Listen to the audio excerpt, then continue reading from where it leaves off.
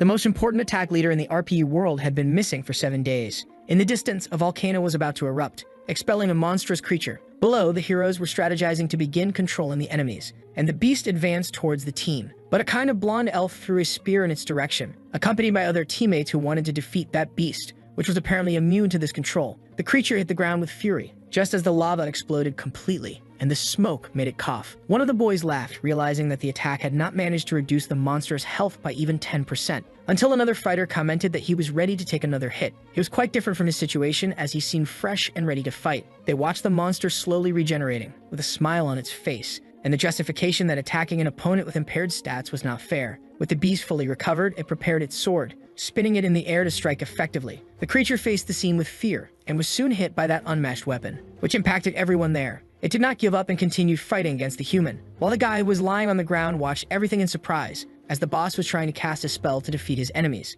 But it was not working. After all, the attack leader had great skills. A girl was watching this RPG battle on her computer, analyzing each blow with anxiety. Yuzhong, the vice leader, was surprised to have so many views on that video. Apparently, the master was much more famous than she thought. The thumbnail in the video stated that the #1 player might have been kidnapped, but she knew that this was definitely not the case, laughing because people did not disappear so easily. It was then that she received a message to check out an article, and her friend insisted that she could find out the whereabouts of the missing guy. But the girl was also frustrated with this, and knew that they only cared about him because he had disappeared. She was already out of patience and commented that she had been invited to participate in a criminal investigation program about this, and the friend remarked that playing without the leader was not that great, inviting her to play something else. Then he sent the link to a new game that had been trending lately, and the girl quickly registered her team. Meanwhile, Chiron asked if something had happened to her leader since he had not logged into the game, and her friend said there was nowhere to go for so long. After all, 16 hours had already passed. Then the blonde suggested that maybe the boy had fallen ill or something like that. But if that were the case, people would not be making such a fuss.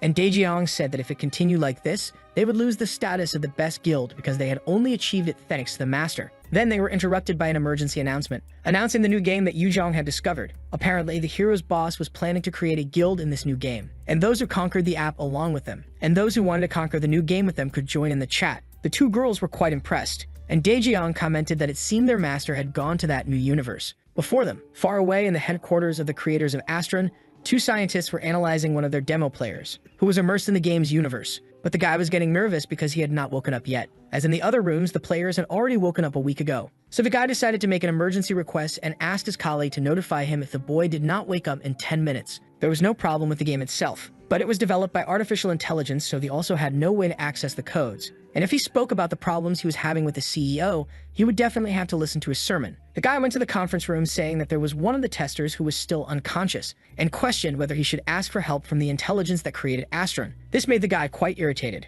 but he asked what the condition was of those who had woken up. And the young man replied that, except for the attack leader, everyone was fine. The guy thought for a second. Before sending them to proceed with the last one in the test, it could just be a problem with the leader. But if there was a problem with the last test, then they would indeed have to worry. Meanwhile, inside the game, the boy was tired of observing what surrounded him, as no one had logged in there for many days, and Daejeong was already tired of being alone. A week earlier, he was with his friends fighting and having fun, when they all suddenly disappeared, leaving him alone with the monster, and he had to run for his life. Now, he didn't quite know what to do and needed to hurry because he had an important event that week, and if Yuzhong didn't show up, he would be killed. But he would have to think about that later because the monster appeared before his eyes, leaving him alert and ready to attack. Even though he was alone, the boy wasn't going to give up, so he prepares the sword. But before he could do that, a small window warned him that he would be teleported to the tutorial, leaving the monster lost there alone, making it think it had defeated the boy. It was time for the tutorial to begin, and when the boy materialized there, he found other people, who asked why he was holding the sword that way. He didn't quite know where he was because he had already gone through 13 tutorials and tests, so he didn't think it was necessary to do that.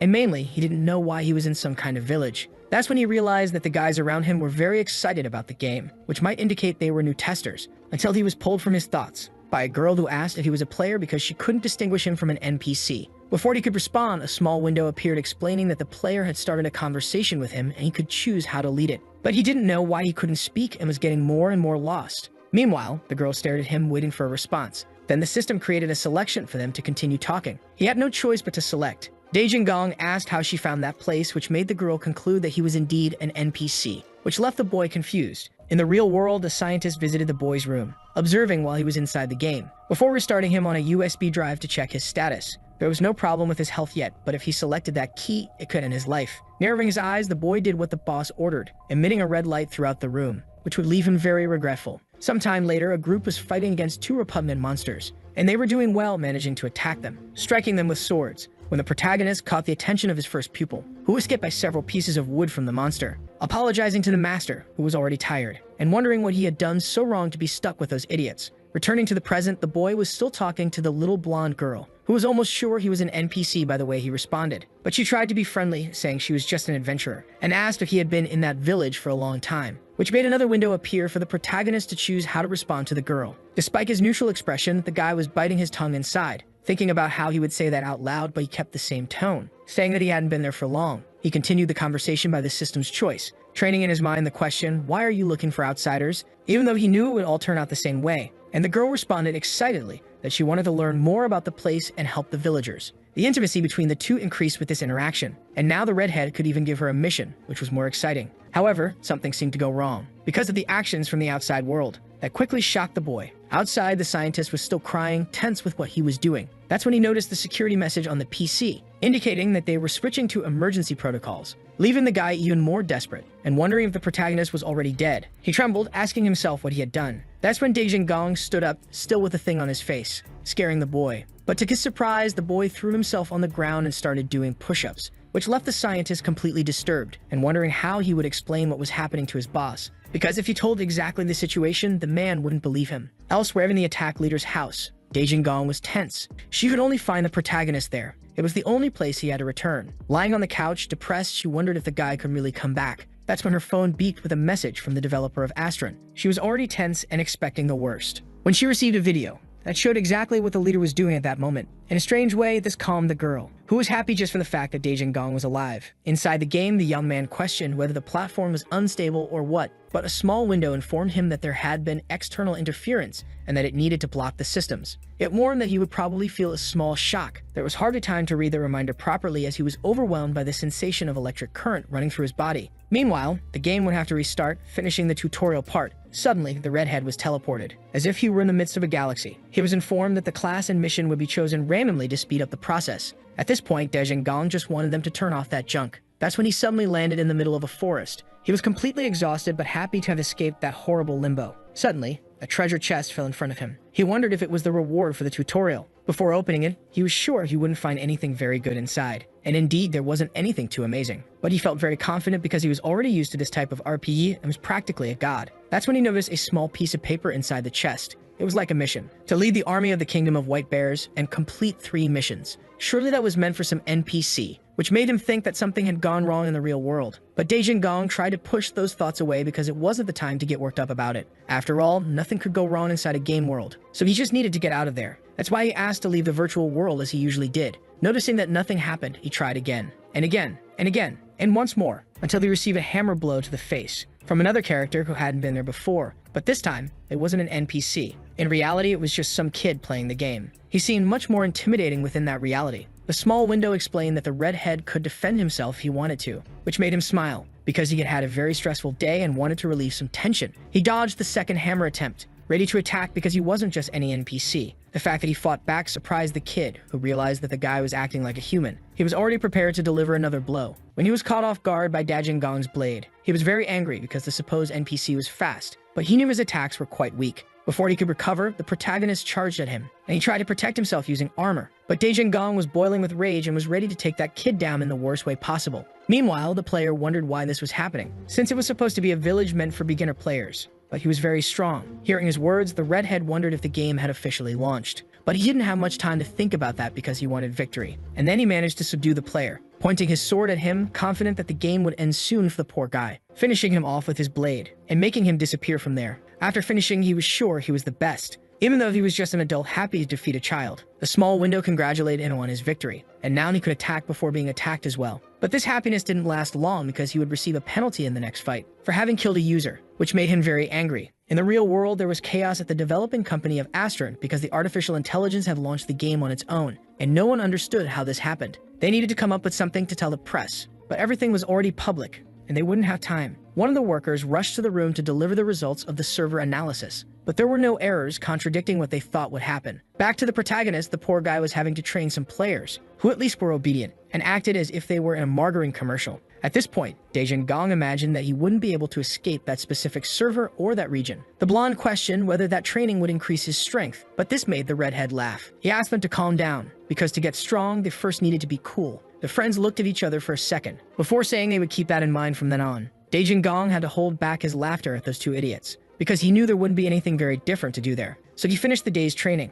with the awareness that he needed to complete that damn mission soon, and he wondered if he had to follow orders like the boys he was training to achieve this. So he stopped them, grabbing helmets, to put it in their heads and challenge them for what would be the true mission. He was fulfilling the task of taking 4 soldiers to level 20, thanks to the penalty of having eliminated the user. In the middle of the day, he informs that he would stay on patrol in place of the boys, who admired him even more for taking on all the heavy work. But in reality, he just wanted a little peace, and when he arrived at the right place, he began to search for something very important. He knew well how the games worked, and probably he would hear an alert that he had achieved what he wanted soon. But it was then, a small window notified him that a player was approaching. In this case, he could give any type of mission, regardless of the level of intimacy, and the boy commented that he had a mission to defeat a monster in that area. However, he hadn't found anything until then. It was when he remembered the fight that his apprentices participated in with 2 monsters, which probably meant they weren't meant for them. He was deciding how to respond, when he explained that if he was looking for monsters, we could find them in the rat hole of the dungeon, and if he found one,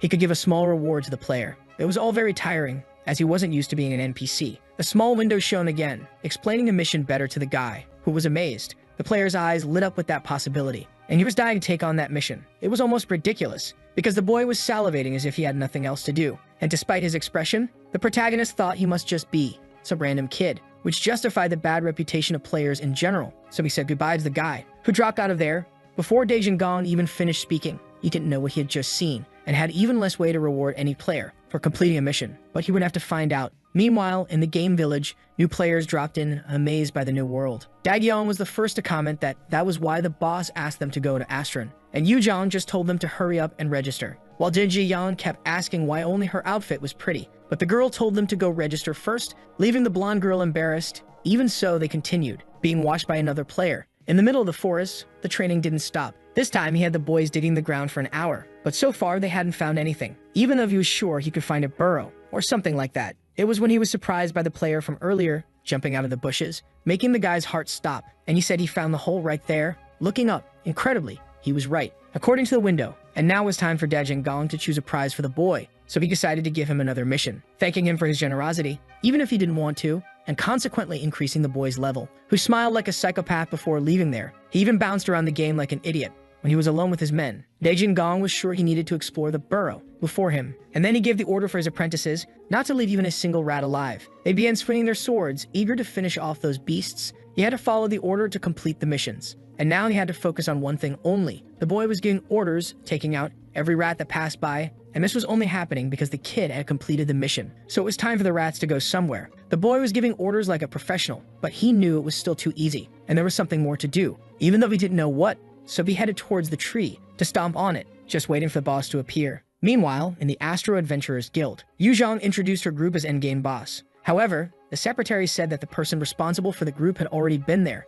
and they couldn't register with that name, leaving the girls angry and questioning who the idiot was that did that. It was the kid who was killed by the protagonist right on the first day. Speaking of the protagonist, the guy was still under the tree, waiting for the worst, when several pointy things came in his direction, and the tree began to shake, expelling an even bigger monster, which was exactly what the redhead wanted. It was a small porcupine that should be scary but was too cute. Even so, he needed to finish it off. The small window warned him that it was a hidden mission, and he tried to remember what was on the paper he read. When he got the chest, and indeed, it wasn't listed there either, he couldn't believe that this was really happening. Now he knew that his mission was to tame the boss in front of him, which would be much more difficult than just taking him down. They had already raised the white flag with all the rats fallen on the ground, and they were exhausted from fighting so much. But meanwhile, his master was more occupied dealing with another monster. The porcupine seemed unbeatable, and every time it was hit, it came back, which made Daejang smile for some reason. He was already tired when he grabbed his potion to throw in the creature's direction, to quickly regain his status. But it wasn't over yet, as he still had to discipline the creature coming towards him.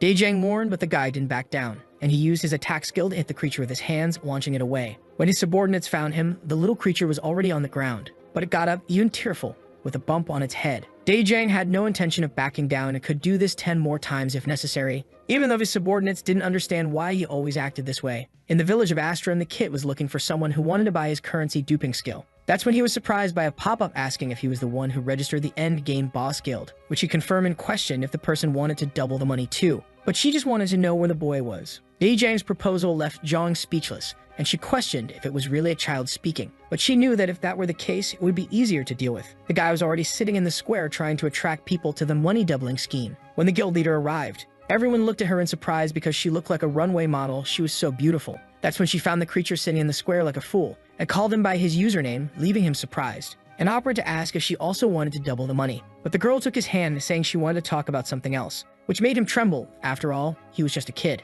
With loving eyes, she said it was a secret, and whispered in his ear that she wanted to buy the boy's guild, and she could offer a lot of money. But the guy noticed something and slipped away from the woman, who stood there looking dumbfounded, hearing him say he couldn't do that. And she tried to seduce him, running her fingers through her hair, saying that when her king arrived, he would have to hand over the guild to him. In the middle of the forest, Jang Jai had already assumed his entire trainer posture with that creature, saying that hadn't realized that this wouldn't end well. But the subordinates tried to convince him to just copy what they did soon. But the porcupine's head was elsewhere, until it finally obeyed the guy's orders, who was about to start his training. However, deep down, he didn't know why he had to tame that creature. In any case, he made it clear that from now on, it should respond to him with just one syllable, so that the little creature would respond with a squeak, and you receive a cap to cover its bump. Now that everything had passed, he apologized for hurting it, and stated that the little creature was quite cute and just needed to follow his orders, leaving the porcupine's eyes shining. One of the guys was confused about where he got that cap from, but it was a game after all. Now it was time to see how strong the two had become. They had reached levels 30 and 32, which meant they had reached the necessary level for Da Jiang.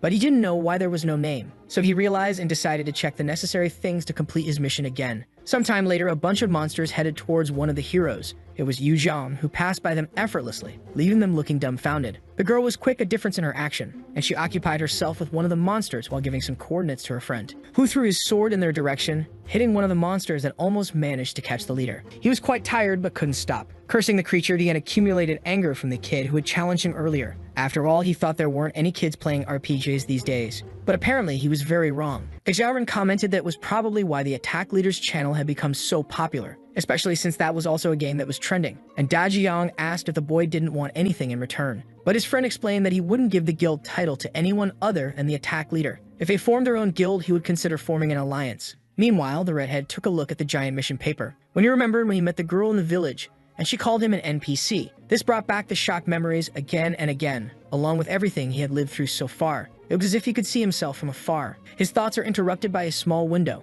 that offers a reward for completing the hidden mission. Then the young man stares intently at that paper before tearing it up. At this point, he had already understood what he had to do, so he burns that thing. Apparently, the game needed him to progress, and he would take advantage of that. He wouldn't let an artificial intelligence act as if it were superior to him, because inside there, he would be the king. When the fire went out from Dajingong's hand, he was surprised by the smoke present. This brought flashbacks of when he was still testing the beta version and used those same powers. He was surprised to still have those abilities, and he ignites the fire again to make sure he could manipulate it. But the flame quickly goes out, as he didn't have much mana, and his subordinates pretend they didn't see that embarrassment he just experienced. For now, it was time to return. When they arrived at the gates, they were amazed. However, the protagonist couldn't reach the two apprentices, who were surprised by this. It was as if there were a barrier there, preventing both Dajingong and the hedgehog from passing. The two guys stared at him, not knowing what to do, while their master continued to push against the barrier, wondering if he was trying to enter a forbidden area or what. Even the hedgehog caught his attention. He asked the two boys to wait and threw the creature to pass through there. Outside, the team was already exhausted trying to fix the game's errors, and Plan B was already in execution. They didn't know exactly what the artificial intelligence had done for access to be denied, but at this point, they were tired of thinking so much. That's when the CEO of the company entered the control room to ask if there had been even more delay in the game's progress again, which his assistant confirmed. Apparently, there were some issues to be resolved in the game's rules, since the main mission was blocked. Inside there, the poor assistant was looking for what was wrong in the best way possible, but it was very strange to be inside there under those conditions. One of the players kept shouting, wondering about his mission, but he knew he hadn't programmed that, so he asked one of the guards what had happened. And he explained that access to the kingdom was closed and sent him away. Inside, the programmer was freaking out, and he was sure that this had something to do with the raid leader. In fact, that's why his boss sent him in there. He was completely screwed and didn't know what to do. Far from there, the guys were about to defeat a big cave monster. But before they could reach it, their companions disappeared, leaving him alone, being swallowed by some kind of black hole. A few days later, they had fallen near the entrance of the kingdom, and were discussing what to do now that they had been reset and were like beginners,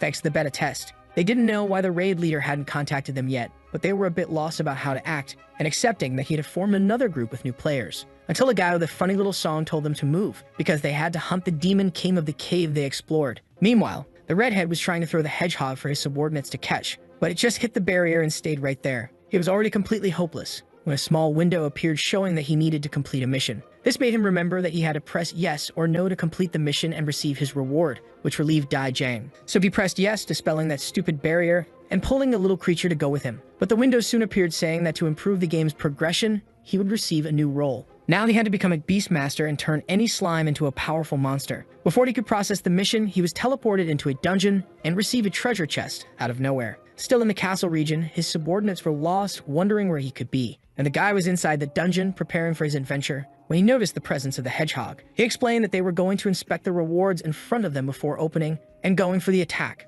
That's when there was a roar, holding his new friend and drawing his sword to defend against a huge skull that didn't have a pretty face at all. Even so, Dejin Gong was not intimidated, and he uses his unique ability to throw a fireball towards the pure bone. That gets rid of it. But Dejin Gong had a card up his sleeve and creates a pillar of flames behind the opponent, pushing him right after, in his direction. Then out of there in the record, a group was wanting to know if there was already a guild called Endgame Boss, which was the case. And the four would like to register in it. And one of them said they were enthusiasts who helped the raid leader in the beta mission and would like to join his group. In the middle of the forest, the kid felt that something wasn't right there. He felt as if he had been followed for the last few days, especially considering he was involved in a dangerous scheme to double the money in theory, and it could just be someone wanting to get revenge. In one of those moments, he heard a small noise in the middle of a bush and wondered who could be there. But for better or worse, there was no answer. He was already starting to consider hiring virtual bodyguards to protect himself. He was looking at his system window when he noticed some different applications for the Endgame Boss Guild, especially those kids who had signed up the day before. He didn't know exactly when they met during the beta testing. After all, he wasn't there,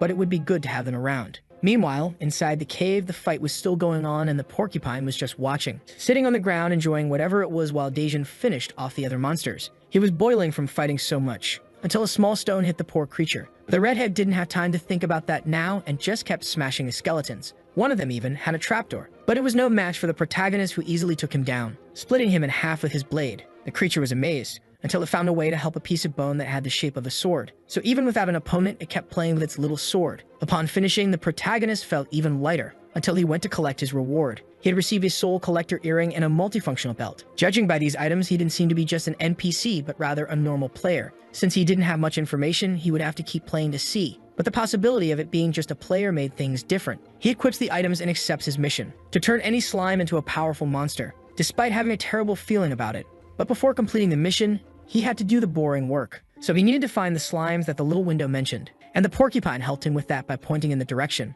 When he noticed several gooey substances in the cave, they were quite different from what he had imagined. So he decided to use a smaller dagger. He wouldn't feel bad about taking them out anyway, and soon he cut them in half. But he noticed something. There was something very wrong. His sword was melting, as if it had gone through hot lava. The slime was lamenting when the porcupine approached, noticing that it too had its bone destroyed. They were acid slimes, which made things more interesting for the protagonist, to be quite honest. At the entrance of the cave, the programmer was wondering why they had made that game so difficult. When he heard the noises from inside the hole, he realized he needed to hurry. He shouldn't have, since that area was still being developed, so no one besides the raid leader should be able to enter. But deep down, he wished it were someone else there. So he starts putting on his fighting gear while reflecting on how the Dan artificial intelligence was complicating this process for them. But he had to get in at all costs. That's when he received a message from Yuzhong, the guardian of the raid leader. He didn't know what was wrong with the woman for insisting so much on a subject. From inside the cave, the porcupine lamented the loss of its first weapon. Yuzhong explains that the bones deteriorated faster in acid, so they had to be careful. After all, that was the first contact for both with that type of monster. But now that they knew they were acid slimes, they could adapt, but there was no need to cry about it. Consoling his friend, he says he would get an even better bone for him as soon as they got out of there, which gets the little one excited. And then Yuzhong moves on to the strategy, saying there was no need to think too much. It was just about taking out the opponents from a safe distance, leaving the little creature confused. Then the protagonist uses his firepower again to condense and launch flames through his sword. He acted in the air as he had done before, saying hello to his enemies and cutting them. Now his goal was to find the slime that needed to be turned into a great monster. Not that he had to take out all the others before he could reach him. It was when the flames ceased because the boy didn't have enough mana, leaving him in a pretty complicated situation. That was the chance for the slimes to counterattack, and they wouldn't let it slide. This stressed Dai Yuzhong, and he asked if they thought they could defeat him just because he didn't have enough mana. But he was willing to turn the creatures in front of him into jelly. The porcupine caught his attention, telling him to leave at least one slime alive to interrogate and find what he wanted, which was a great idea. When he finally reached the last one, he gave it 15 seconds to bring the weakest slime it had while still feeling generous. And the creature trembled, before transforming into an arrow to point the way. But the man told it to guide him, only for the slime to resist. and Daijang also decided not to insist, telling it to get lost. When they finally arrived, he faced something worse than he had imagined, and just seeing that depressed creature made him irritated. The slimy one was drawing things on the ground, and it was really pathetic. It even looked like a piece of poop. Meanwhile, the porcupine was rummaging through the things around, and his master kept commenting on the ugly things that resembled that slime. It was then that he thought he could roast the little creature to get some protein and thus become stronger. So he approached the creature, which caught Daijang's attention, who shouted upon seeing his friend being taken over by slime. He was already on top of the little creature, which stood up without much difficulty. It didn't even have the strength to melt the creature's spikes, and then he decided to attack right there, striking the head of the depressed slime, which turned all red. The gooey substance came off the hedgehog, remaining downcast in a corner, being as pathetic as it seemed to be the norm. Daijang thought a bit about what to do. The porcupine was checking out the gin weights that were around, and the redhead went to take a look, realizing that they were heavier than they seemed. Apparently, the slime was a gym rat and had melted the weights due to being acidic. It was definitely not an easy mission, turning it into a strong monster easily. Meanwhile, in the final boss guild room, the people were gathering, with Flicker's help. Yujong commented that she hadn't been able to contact her leader since the beta tests ended. Then she realized something was wrong, and her friends commented that something was off, as they didn't even know if he was really playing the game with them. This made the new leader think that he might have died. But to her, no one would use the nickname of Attack Leader besides that idiot. After all, he started with that name since the beta version. Du corrected her, saying that wasn't exactly what they were trying to say. But the guy hadn't accepted any invitation to join the guild. Tak jumped into the conversation to ask if the company had contacted Yojong. But that wasn't the case. They had only sent automated messages, so she sent more messages. Yojong, no, it wasn't her, was it? Pay that off. Then Tak said that since there was nothing more to be done, it was better to look for clues within the game and ask if all the guild members had already switched to the online version of the game. To which the new leader replied that most had, yes, but many people were complaining that the guild name had changed. But she took responsibility for helping the members adjust to the new reality. While Tak should focus on leveling up, she caught Kong's attention to ask when the fall season would start, which made the boy smile, and asked what she meant by fall season because that wasn't quite the name. Back in the cave, the poor slime was having to do push-ups, commanded by a little porcupine. The redhead observed, wondering if he was doing something wrong, because he had been there for about 3 hours, and he hadn't noticed any improvement in the slime's form. He thought these exercises would serve some purpose, but it wasn't an easy task. Now that he could think about it, he realized that the mission with the rats had been kind of strange. That was when something occurred, because a slime being a gym rat was also strange, so he should have a better answer. That's why Daijang ordered him to get up from the ground, and the creature tried to explain itself in its own language, being observed by the protagonist who had no idea what it was saying, and just wished there was someone capable of translating that, which lit up the porcupine's eyes. But it just needed a clue. While limiting the lack of any users or swordsmen to order to do this, he was very busy in this self-deprecation and didn't notice when the porcupine was trying to get his attention, along with the poor slime, until the protagonist has a moment of realization, which gives hope to the little creature. But soon he says he should just beat the goo in front of him until the problem is resolved. This leaves his companion disappointed. A few minutes later, he had already torn the slime into several pieces, and was gathering them all, at the suggestion of the porcupine, who was talking to the goo to try to help. He said that the protagonist should take care of it, and that it was easier for the protagonist to take care of the porcupine, and he thanks the creature for the help. He asked why the slime had come out of its hiding place, and apparently he was getting very impatient, even though it wouldn't take much longer to do what he needed. So he uses his weapons and the pieces of slime he collected to do this, which only showed why RPG characters needed skill points because they could be quite useful. Now with that liquid, he could transform his hammer into something else, because in that game, which was so unpredictable, any weapon would be useless. So he invokes his abilities to mutate the axe, while the slime watches in awe. And the redhead says that this was an exclusive weapon for the gym rat in front of him, who gets excited upon seeing it. Now it was time for him to hit the gym hard. He had fused his 2 axes, which now wouldn't melt with the touch of the slime, since it had that acidic nature that melted everything. He hadn't made much progress with the normal weights, but now it would be different. It didn't take long for the creature to sculpt itself, and swear to follow its new master until the end of time if needed. Outside, the programmer was still staring at Yuji Onga's message, asking what was wrong with her. He had insisted that he needed to talk to him and that the video he sent wasn't enough. The guy opened the video to see what it was about, and it was even weirder. When he entered the cave, he realized there was no problem there regarding the monsters returning to their initial position, but he didn't know why the place wasn't doing the same. So he took a photo to report to his superiors. That's when he remembered the error he found in the system when he was still out of the game, which gave him a brief notion of what might be wrong with the artificial intelligence. But he found something quite peculiar inside. Everything was destroyed. Before he could say anything, a small window appeared to warn that access to that area had been denied. With a muscular ghoul like that at his feet, the protagonist was very satisfied, but he wondered if that was all or if there was nothing else to do. But suddenly, the creature in front of him was torn apart, Back in the village, the boy in the shorts was looking at the coordinates he had received to get there, until his team was called to attention by a third person. It was the kid saying that the attack leader was satisfied with that team, finding that guy was quite anticlimactic for him. But the guy insists, saying it was customary to greet the leader in a first meeting. But he is soon challenged by the shirtless guy, who grabs him by the collar, asking if he wanted to die or what for causing that ruckus. In the cave, the slime is torn apart in front of the protagonist by large claws belonging to a giant creature that lived there, which scares Gong. However, the creature regenerates, grabbing the monster by the neck and throwing it to the ground. As long as its core was safe, it could come back over and over again. The slime grabs its new weapon, ready to attack that creature. Even though it was in the middle of its regeneration, the creature charges in anger, but the green one does not back down. The other slimes were trembling at its presence there, but the gym rat seems sure of what he is doing. Meanwhile, our boy wondered where that creature had come from. Apparently, it was a praying mantis that had lost all its other friends previously. But the slime doesn't let anything pass and spins its weapon to defeat the creature, which also does not back down. The two engage in a heavy clash, and the praying mantis tries at all costs to end the life that remains in that goo. Gong questions whether he should just keep watching because his pupil was doing very well, until the praying mantis gets close to its core, which makes the slime scream and act with even more hatred, slamming that horrible creature to the ground, before throwing it against the wall, causing a huge explosion. Your master was quite pleased and clapped for the new fighter's actions. Even the hedgehog was amazed. The slime felt a bit awkward with that recognition. In the village, the guild members were lying on the ground at the feet of their new leader, who said that the next person who dared to question his position would regret it more than they did. They had to acknowledge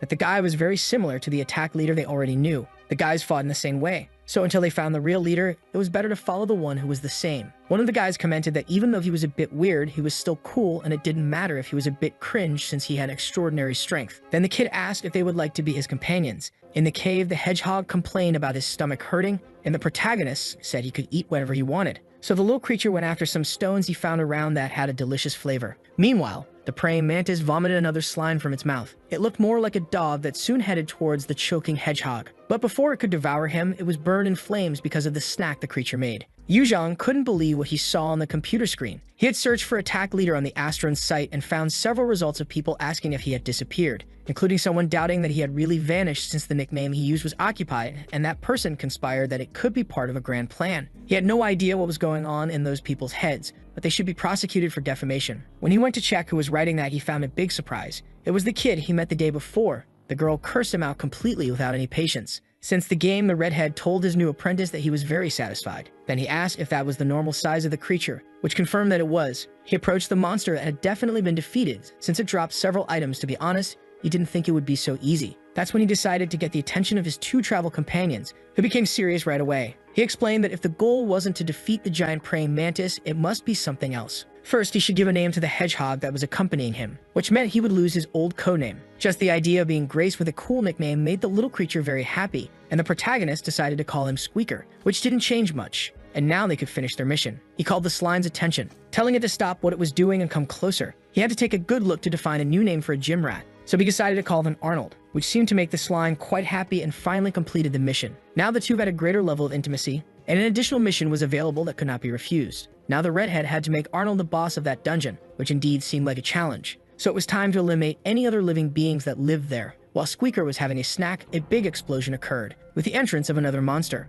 an armored skeleton. It seemed to be stronger than the other skeletons the protagonist had faced there, but even so, it seemed very weak. He prepared his weapons and used his blade on the creature. He had a lot of confidence in his abilities, and made a point of thinking he was the best in the world as always, until the slime caught his attention, doing some lifts with the new weapon, which made Gong remember why he was there and feel tired. He asked to see the slime's stats, which surprised him quite a bit, because its strength was 420. If he accidentally tripped over it, he would turn to dust. Outside in the middle of the mall, Chiron and Dajiang had gone shopping, and Dajiang couldn't help but bring up the topic of Yuzhong's strange behavior these days, which surprised Chiron, but she said that maybe she was indeed acting weird, because since they entered the Astron game, she had pushed things a bit. But for the blonde, that was just natural behavior for the leader, which was even more suspicious for her friend. After all, she had canceled a big group event to switch to this new game out of nowhere, and Chiron remembered that the superior had been nagging the attack leader to not be late this time. And he seemed quite worried, even though he was still confused about what to do for Dajiang. There was definitely something wrong there. But the conversation between the two is interrupted when the blonde receives a message. It was an emergency summons in their chat, so they had to join a guild meeting in 20 minutes. Meanwhile, at Astron's company, they had received another mission from the guilds, which seemed like a very good thing and a reason to celebrate there. But this made the programmer wonder if it meant they had already reached 1 million players. If that were the case, they would have accomplished something quite impressive. So it was better to pass this information to the researcher who was in the game to cheer up a bit. He was already losing hope, wandering around alone, checking the status of all the game elements, and concluded that the creatures that would be enemies still had much higher levels than the players, until he noticed something very wrong there. Was it possible that the raid leader had destroyed all the monsters inside the dungeon, alone and without help? It was then that he received the message from the developers about reaching 1 million players and that they would celebrate with a barbecue. Besides that, he had to take a look at the mission for the guild that he had received earlier. He definitely should consider changing jobs because he wasn't being compensated well for this. At this point, he already felt that his colleagues considered him a joke. Anyway, he opens the little window to take a look at the supposed guild request. It was an invitation to a martial arts tournament within the kingdom in Asura, which was not a good sign. But the developer tried to calm himself, thinking that for now, he only needed to focus on the raid leader, until someone asked who was around. And the guy questioned if he could be the protagonist, who asked Sugir to seek him out in there. At the entrance to the boss's room, the protagonist asked Squeakers to wait for him there and handed him a small knife to play with the slimes if he got bored. Meanwhile, Arnold should stop lifting weights and hunting. Before entering, he used an exclusive skill he had, creating a sort of freezing claw around his fist and planning a surprise attack capable of launching freezing rays far away. However, he ended up wasting it, since the room was empty. He took a good look around to make sure he was alone there. After all, this was not common. But it didn't take long for him to feel the ground shake, sending another ice ray into nothingness. He didn't know what all that noise was until a large worm emerged from the ground. It was a very disgusting dungeon to have that kind of creature. Even so, he couldn't spend too much time thinking about it, and the creature soon threw a slime at him, capable of corroding even the ground. He prepared to attack, transforming his sword into a large ice scythe and approaching the creature to hit the enemy with all his abilities, until he heard a grunt that definitely did not come from the worm, and it made him wonder why the sound was coming from another direction. He tried to focus on defeating that slimy creature, but everything felt very strange. The presence of another animal, and this one was indeed the master of that cave. The slime and Squeakers stared at him in fear, and the creature opened its crocodile eyes, leaving the porcupine confused, since its leader had entered that side of the cave and the creature had closed the entrance and appeared, which made Squeakers think he had been eaten alive, which made the slime very nervous. Then the little creature took the form of a large flame, surprising his companion and using all his rage to launch fireballs at the new enemy, creating the projectiles using only his aura that even caught the slime by surprise. And it wasn't long before the creature expelled its master, who planted the sword in the ground, making the little creature very happy, and the protagonist too. The two shared a brief hug, which was not a good idea considering that Squeakers was on fire. Even so, it was a pretty cute scene. A fire creature with blue eyes curses. The poor worker who was behind the guild leader, he watched the terrifying slime along with the other two. But the protagonist soon stopped flaming to ask if they were facing a player, but soon recognized that it was just one of the developers from the company and asked what he was doing there. He didn't understand what was happening, but he knew something was wrong. For some reason, the guy couldn't understand anything he said, and just asked again if he was really the guild leader. He asked what happened to the redhead, but his words were censored.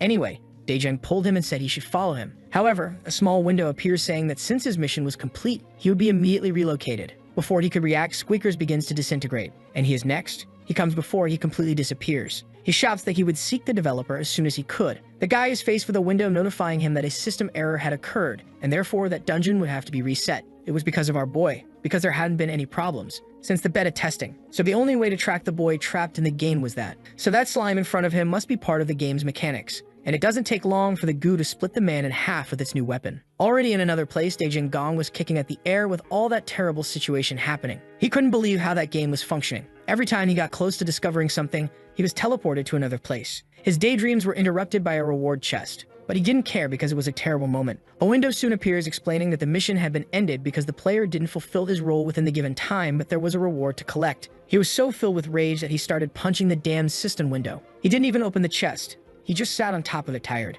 It didn't take long for another window to appear and inform him that he had gained a new function thanks to the enhancement of his skills as an NPC. At least he had managed to get something good after doing so much in that cave. And he tried to calm himself with the situation with the developer from earlier, thinking it was just a sign that everything was fine with him on land. So he had only entered there to check what was happening. But he couldn't help but wonder why the game needed him in there. Before entering, they said that Asura was a game developed by an artificial intelligence with the help of all the information from the company's other games, which probably meant that the platform was trying to fill gaps using the knowledge of the redhead, especially considering the last missions. He had noticed a significant difference from what he was used to witnessing in these games. They weren't even requests, but rather proper missions, and this was due to the fact that he created very good changes in the game. Moreover, everyone could receive some request, but only he earned missions. He understood everything. The game was still being developed, and he would finish it when it was complete. It was then that he found some guys on a horse. They greeted him right away. It didn't take long for him to recognize his former apprentices. They said it was great to meet him, but he wanted to know who the strange guy that looked like a wizard was among the old acquaintances. So they introduced him as a new mission colleague, who said he was excited to work with the redhead on the border patrol. This last part left the protagonist a bit confused. Then the window explained that there were more missions to face there in this new job. He was sulking because he hadn't even gotten to see the treasures he had earned in the mission, since he was resting. So he got up to prepare because he had no control over these things. It was time to see if the newbie would be helpful or not. Analyzing his stats, there was nothing bad, and he also took the opportunity to check on the improvements of his former apprentices. Apparently, they had worked hard since they separated. In the dungeon, the slime finished off the developer, who ended up leaving some of his things behind, until someone called for Arnold, asking if he could hear. It was the leader, communicating with him through a small stone, saying he would summon him soon and he should continue leveling up in the meantime. This left the monster a bit surprised, and he made sure to keep the stone with him, inside his chest. When he went to take a look at the items the guy had dropped, he found a report about the attack leader. It wasn't like he could read it, but he knew it was there. Far from there, the redhead was forcing the contents of the chest when he saw the summoning rune he used to communicate with the slime. He should give one of these to each of his companions, but for now he was going to take a look at what awaited him inside. The boy finds a kind of necklace, a soul collector. He'd already gotten the earring, so it seemed like he was dealing with a set, as if he were a collector, which was pretty cool. Squeakers thought his master was quite easy to please. He took the opportunity to check the status of his ring, which depended on the number of eliminations he made in the game to level up. Apparently, he had killed almost 2,000 slimes inside his friend's dungeon. One of his subordinates caught his attention, handing him a cloak to wear for now. And there was also a mini-cape for Squeakers that soon became animated. The redhead asks why he had to wear that, and the guy replies that he needed to hide his identity. Even though that didn't make much sense, but there were direct orders for that, coming from the king, which draws more attention from Dea Jiang. Maybe it was part of the mission, and his subordinate explains that he didn't receive the king's scroll directly, but he could guarantee that the seal was authentic, and perhaps the monarch just wanted to make it clear that he recognized the redhead's skills. Who soon opens that paper, which stated that the king awaited the squad near the border to discreetly meet them before the mission began. According to the letter, he knew about the secret of our boy. He didn't understand why the guy was acting all mysterious about a secret that even the protagonist didn't know about. But maybe it had something to do with the fact that the other NPCs weren't receiving missions. And the blonde asks what the king wanted, but the redhead just says that he asked to protect the border with pride and honor, and that he was cheering for the team, which leaves the two subordinates looking foolish. Before they make the last round before the match at the border, the protagonist decides to give names to his companions. In the middle of the forest, the kid who had managed to get the guild name Endgame Boss was guiding his subordinates to the first discovery of a dungeon. After all, he had opened the entrance for new members to guide while the original attack leader didn't return. One of the guys comments that there wasn't a dungeon like that in the better version of Astron, and the others agree. This leaves the temporary leader excited because it meant that even the protagonist hadn't defeated the monsters inside. No one could stand to hear the kid talk, to be honest, and he always acted like a fool. The group questions whether it was really a good idea to join that guild, and one of the friends asks them not to worry since they just needed to follow the guy, who soon runs out of the forest fleeing from the rats because it wasn't as easy as he thought, and tells everyone to be careful. That would be his first battle since the class changed, so the short guy asks them to distract the creatures for him to attack, and one of the guys quickly positions himself with his shield, calling the rats in his direction and defending himself. They ended up causing more damage than I expected, which meant that their level was probably higher than it seemed just by looking. The temporary leader was running away like a little girl, but he tried to stay firm, saying that if there were only 3 rats, he could handle them, waving his sword ready to attack, and hitting the creature hard, which manages to escape. Even so, the human says he would show it. The secret move of the attack leader, the hellish thrust hitting the creature. He felt like the biggest target at that moment. Meanwhile, the real leader was ready to head towards the border, telling the group's mage to open the portal, which teleports them near the city. That place was basically a fortress, and one of the subordinates explains that they made the city walls high due to the proximity to the border. Moreover, the material was quite good, perfect for strength training for the builders for sure. And the redhead comments that this was precisely why the boys were there to train their strength, which leaves them a bit speechless. And then he releases their missions. They needed to fix some imperfections in the barrier, but the guy quickly laughs, saying he was just joking and couldn't do military training on them. So he asks them to find people capable of fixing those flaws, which the two say they will do, but question what their boss would do in the meantime. He explains that there had to be a reason for such an evident crack in that wall, so he would continue the patrol with a new member of the group, the mysterious mage, and discover that. The two were left there alone, and the protagonist knew he had to focus on improving his intimacy level with the guy since he had already done that with his subordinates. He brings up the subject, asking if he had ever been close to the border there, but the guy denies it since it was his first time, which is a surprise for Dajin Gong since the guy was the only one who wasn't amazed by the size of that wall. And the guy explains that when he attended the academy, they had already taken a look at the area with magic. The redhead asks how long he stayed at the academy, and the young man says it had been about 10 years and that was his first mission outside of there. Curious, the boy pulls the wizard's hat, revealing a girl beneath that disguise. He asks what she was doing there, and the girl says she didn't understand what he was talking about. Pulling out his sword, Daejin asks how someone who had been trapped in a school for 10 years could be so calm. He insists on knowing who she was while they were still on good terms. The girl swallows hard before revealing her true self, stating that he was famous for a reason. She had an emblem of the White Bears squad, and warns that he didn't mean to be so tense. She was just asking for his cooperation because she was from that squad, more specifically from the Secret Search Department, and she had been summoned to join his group to find a traitor, and for that, she would like to have help. This creates a new mission for the guide, who is surprised by her words, but he quickly shakes the girl's hand, sealing the agreement, increasing their intimacy level to 45. She steps back to put her disguise on again, but Daejin couldn't help but feel she was very familiar to him, even though he didn't know why. The two continue to glance at the barrier, and he asked if she got any idea who the traitor might be. The girl explains that after taking a look, she discovered it was someone with an unknown ability. Before she could continue her conversation, a huge explosion occurs right in front of them. From the explosion emerged a large creature with enormous horns,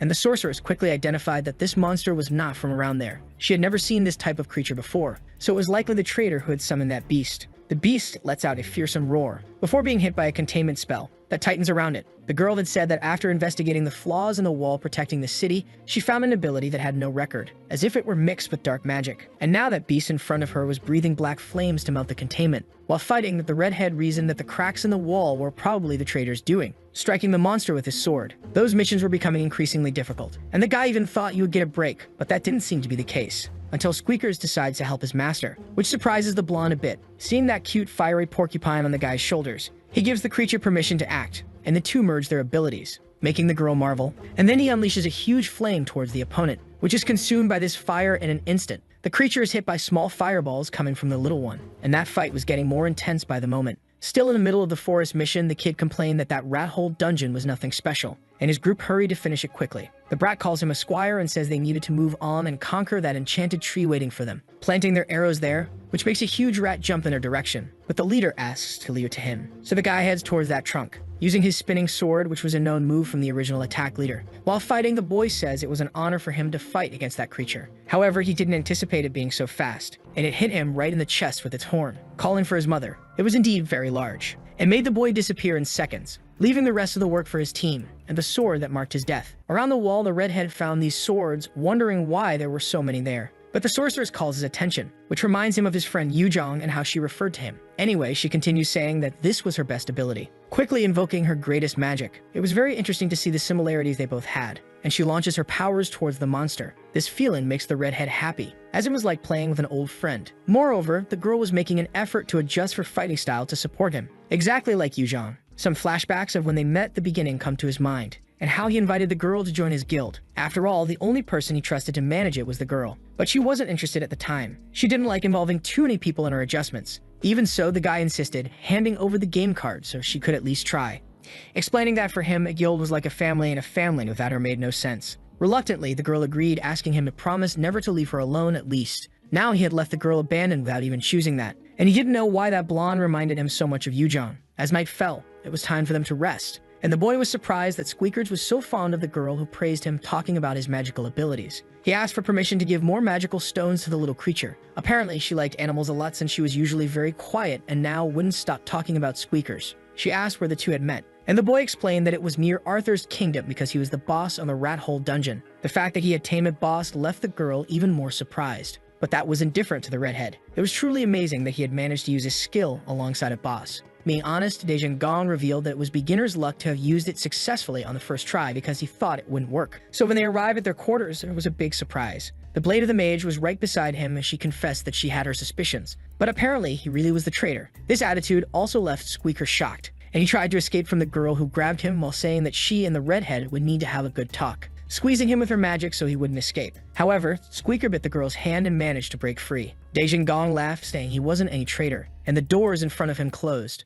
Inside the dungeon, Cat faced a terrible monster, which was quickly cut down with his sword. He dealt several blows to the monsters that were there without any fear, using his blade to finish them all, and managing to level up. A small window appeared, giving him the option to show all the other players that he was the first to reach level 33. But for him, that wasn't enough. Meanwhile, Yijong was restless. She was looking at the map, noticing that she was in a very bad situation, and she already had a mission for the guild, and they needed to be the first guild to complete that mission. However, they didn't even have a name for the attack leader, and the woman said that as soon as they finished the mission, they would choose another name. However, the attack leader couldn't be replaced. One of them pointed out that Tak should be Yizhang's successor. He remembered that it took a year for Yizhang to adapt and get close to the other members there. Everyone was waiting for the attack leader, but even that, the guy had to do something. So he dedicated his time to becoming the strongest in the group. In the patrollers' quarters, some papers were finishing being signed. They had completed the mission to repair the wall and could go back to talk to the attack leader. It was then that something caught his attention. The mage saying it was time to go home, and they said they were already on their way back. However, she showed a paper that said the protagonist was a traitor to the kingdom, but they couldn't relax because there was no significant connection between the subordinates and the redhead. So they should just return to the main building of the Knights of the White Bears, where they found a bearded man who claimed to be the commander of the squad. He spent his time interrogating the protagonist, who said at least he was polite, which drew a laugh from the old man, who commented that he had a lot of courage, just like a traitor, which made the redhead frown. All of this was planned by the cistern window that now made the boy prove his innocence, even though he didn't want to. So he asked what evidence the knight had accused him of being a traitor, and the guy explained that, erase that. And the guy asked if he had really tamed the boss of the rat hole dungeon, but now he needed to focus on something else, and said he must have heard the stories about King Arthur and the kingdom being named after him. According to them, the only person who could tame a boss in the kingdom's history was King Arthur himself, but there was the boy right in front of him. When it was just a rumor, that was fine, but now the proof that he was a traitor was right before their eyes. So no other reason was needed, which made Dejeng Gong conclude that the old man was jealous. He found that reason very pathetic, and he could admit his true feelings. His words make the knight certain that the redhead has lost his sense of danger, crossing his chest quickly, which makes him roar. He was in danger, but not just any danger, real danger. Apparently, he was not just any squad leader, so the old man moves the sword, making our boy scream again. A window appears warning that if he took more damage, he would have some problems with his physical body, which meant he could probably die from that in real life. Squeakers decides to do something and jumps, burning towards the knight, who is impressed by the little one's loyalty. The creature continues screaming before running away from there. Apparently, the magic stone that the porcupine ate was starting to work, even though he was lying on the ground. But the man wanted to take possession of the creature to enjoy those powers. Only he is stopped by the slime that suddenly appears to attack him, to attack the true traitor. Even with the guy in front of him having quite a bit of power, the protagonist needed to focus on morale. He didn't think he would need the summoning stone so soon, and therefore summoned Arnold, who soon materialized behind Commander A. Then the protagonist shouts for him to finish off the old man, and so the guy does, which automatically ends the magic that was binding his master to the chair. He can forgive everything that had been done to him, and never with Squeaker. So he uses his magic belt to get back at him. Meanwhile, in the guild's reception, the attack leader's group was impressed by the size of the place. But Shiren asks where the people were,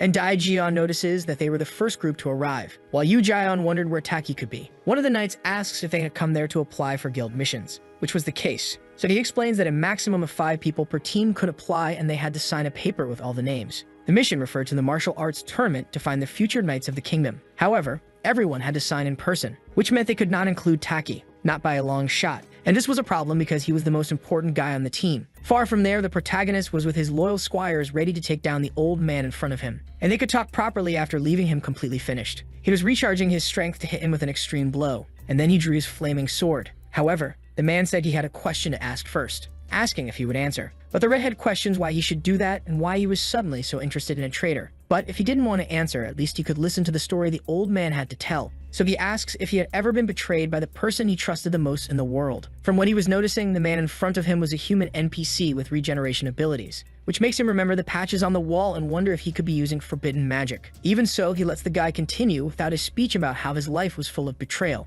and every time he had to heal himself in his own way. But lately, everyone who swore loyalty to him was threatening him, exactly like the boy in front of him. And then he uses his abilities to cast spells on the boy, who does not back down, using all of his experience to defeat that guy, who had to admit that the redhead had great power. They continue in this fight of swords and spells without stopping. And the old man also continues with his story, questioning what the protagonist thought he did with the people who betrayed him, to which the boy responds with a good punch to the old man's face. Even so, he does not back down, saying that he made a sacrifice with them. But the boy hadn't asked anything, and he continues to punch his face non-stop until causing a huge explosion. Daijong warns that he should be more worried about saving his skin than chattering. This whole fight earned him an absurd level up, but now it was time to go. Before he leaves the room, the man asks if he wasn't curious about the sacrifices he mentioned and warns that soon a new power will rise over them in a diastrophic world. That's when they are interrupted by the attack leader's subordinates along with the mage, who is surprised to see that situation there. The guy shouts to restrain the girl before she can cast that magic, and the two get ready to attack her. In the meantime, the old man, who had been lying on the ground, rises like a great beast, saying that this was a complete mess. Amidst this confusion, Taki was in the middle of the forest, commenting that he knew the people in front of him were somewhat quiet but didn't expect them to be this quiet. He was staring at a group of hooded figures who didn't make a sound, until one of them said that this was a rather strange kidnapping, and the other used his powers to create a circus of fire, while Tak prepared to grab his sword upon realizing what was happening. But his captors also tried to get ready, until they were hit by blades in their chests, launched by the boy who used his powers for that. They became agitated, but the boy didn't back down. Even with magical chains in his hands, he managed to break free, surprising one of the captors who drove the sword into the ground, with his back completely destroyed. But he didn't think the boy would actually try to defeat 7 people alone. The guy from the Circus of Fire remained standing, trying to hit Tak, who jumped to escape that magic. The name of the guild was BC, and he asked where he had come from, revealing his face. One of the captors asked if he wouldn't like to join the guru to finish that mission. Back to the protagonist. He couldn't believe the creature that was in front of him. He offered to give the boy some good information, who was staring at the pieces of armor he had worn earlier. Then he introduced himself as the monster chief of all legends,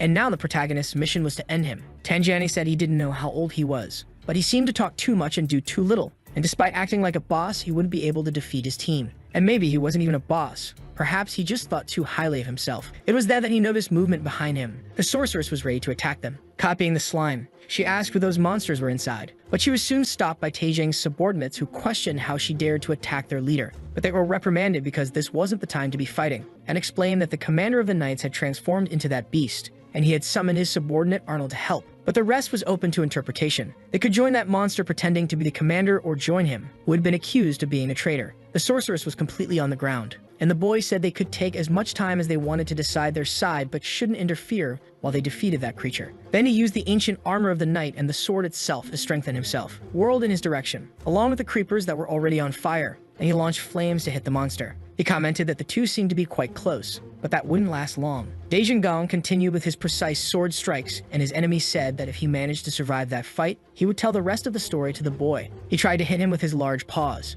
and the boy defended Squeakers, who was barely scratched. Indeed, it was a very strong monster, and with a slap, he could have finished the protagonist. But he maintained his usual stance. The monster didn't back down, and continued saying that he had never been tamed by King Arthur, as the legend said. The redhead used Squeakers to merge his abilities, throwing a massive flame in the direction of the monster, who kept insisting even as their powers clashed. The place was filled with smoke, and the redhead was already tired, so he asked if he had been defamed or something like that. The fact that the boy was interested surprised the beast, who explained that it was more or less that, and at first they had some relationship because of a contract, on the condition that he would help humans win their wars. In exchange for some sacrifices, apparently, the king hadn't fulfilled his part of the deal, and that's why the bear was so irritated. But that wasn't all. After tasting juice in his mouth, he couldn't leave the wars, and the world was already full of humans. So why would he need a sacrifice? Arthur wanted peace, so he decided to sacrifice himself to end all that. And that was when he consumed the body of the king. Or to be more precise, the monster took control of his body. Even the revelation left everyone shocked, including the sorceress. Still, he continued with the story, saying that Daejang could guess what happened next.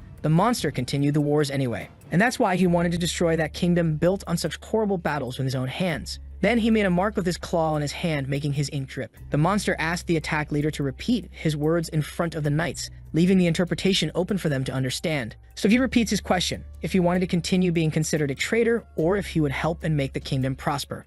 A small window appears asking if the boy would like to proceed with this new mission despite the reward and the previously known difficulties. But instead of answering, Daejin decides to ask another question. He wanted to know if the creature in front of him had really been betrayed. This catches the old man's attention. The rabbit continues saying that he was the one who started that war and that only he survived without any injuries. Earlier, he mentioned that he had made a sacrifice. However, it was he who continued sacrificing the lives of innocent people until then. The guy pulls his claw away from the protagonist's hand, saying that this was ridiculous. And observing the cut on his hand regenerate, he said that opportunities like that didn't just appear out of nowhere. The redhead was responsible for this and explains that since the wound was very deep, he decided to soften the effects with an item that another monster had given him. But he insists on the question of why he continued pretending to be the victim of the situation. Then he takes his sword and asks once more, affirming again that he was his new subordinate. Using the ability to combine two powers, the boy moves towards the monster in front of him, who no longer seems so unbeatable. He also prepares his claws so that the two can engage in a tense battle, and before they can touch, the blade and the claw cause unimaginable effects. The aura of the boy's powers was like a screw ready to pierce the skin of his opponent, who screams as he is thrown far away. The sorceress watching them is impressed by the boy's abilities,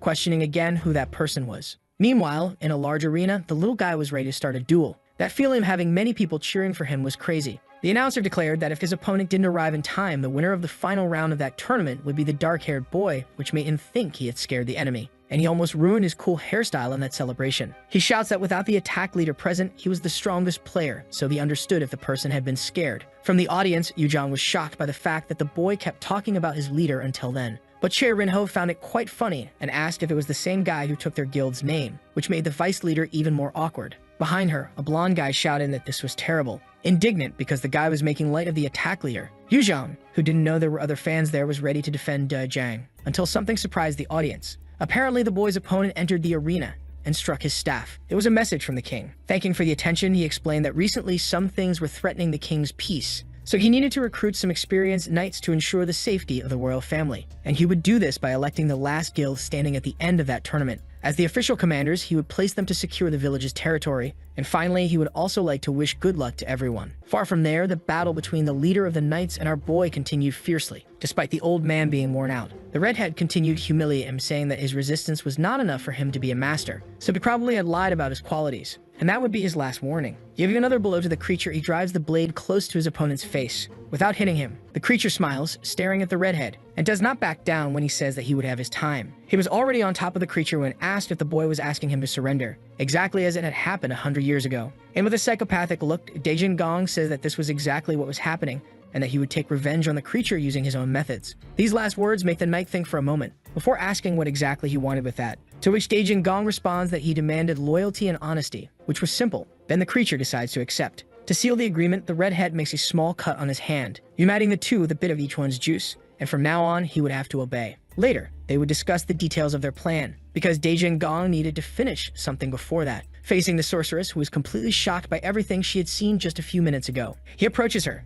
saying that he would ask her one last time. Touching her shoulder with the sword, Dejin Gong questions whether she would follow him and recognize him as the true leader of the king, or if she would prefer to remain loyal to the monsters. The knights behind them drop their swords, and the girl throws away her spy brooch. Before asking if she really needed to answer now, the item lies on the ground, marking a new era, and the redhead picks it up, saying he liked the girl a lot because she was a very simple person, but he would need to keep that nearby for security reasons. Changing the subject a bit, the blonde asks if the redhead's wounds were healed, and for him, everything was fine, even though he knew he could have died. But it wasn't a question. For Dajin Gong, this was just another manipulation to make him even stronger, and now he would have a squad by his side to do that. In the arena, the blonde, who had previously been outraged by the actions of the brat, had descended to the final round of the battle. He knew that kid was just an ordinary otaku, and he thought about this while destabilizing his opponent with a big blow. He was very angry because he kept talking about being the attack leader, and his new personal mission was to destroy the player. He was giving it his all in that fight, and managed to corner his mustached opponent, finishing him off, and thanking him for his effort, even though it hadn't been enough. Flicker was part of the young group of players and was ranked 5 in the final boss guild.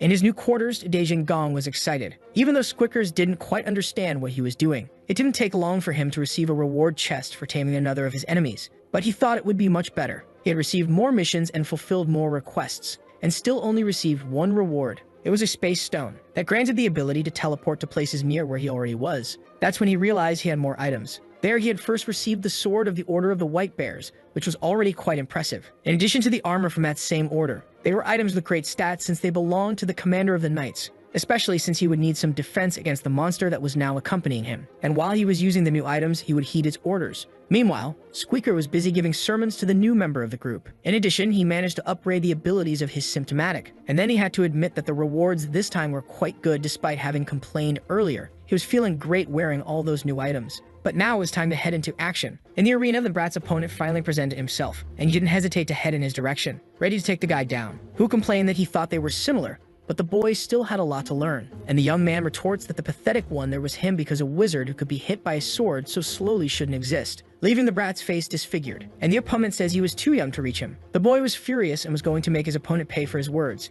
especially for provoking him in front of so many people. So he shows his sword, but the man manages to dodge. He just didn't expect the blow to be different, and is hit in the stomach by the child, who throws the wizard far away. But it still wasn't over. He spins with a Lee blade in the air and uses his internal organ rupture ability to finish the guy off. The guy had to admit that the boy was good, but he let it all go to his head and thought the opponent was already obsessed with him and his powers. And then he delivers another blow, claiming that the only person who could take him down would be the attack leader. The redhead was busy with another task in the meantime. He needed to find new names for the group members. He opens the status window to take a look at the sorceress's abilities and asks why her level had increased. But she explains that those were her original abilities and her magic changed where she had to pretend to be an ordinary soldier, which was a great fit for future use. Then he thinks of a better name for the blonde, suggesting Ginny, which definitely doesn't sound good at all, and even makes Squeaker's burst out laughing. He starts organizing his troop, falling into the game's control area alone, which he had been to before. He had to choose one of the classes to form the troop. It was like being in a strategy simulation. First, he needed to choose a name for Squeaker's class,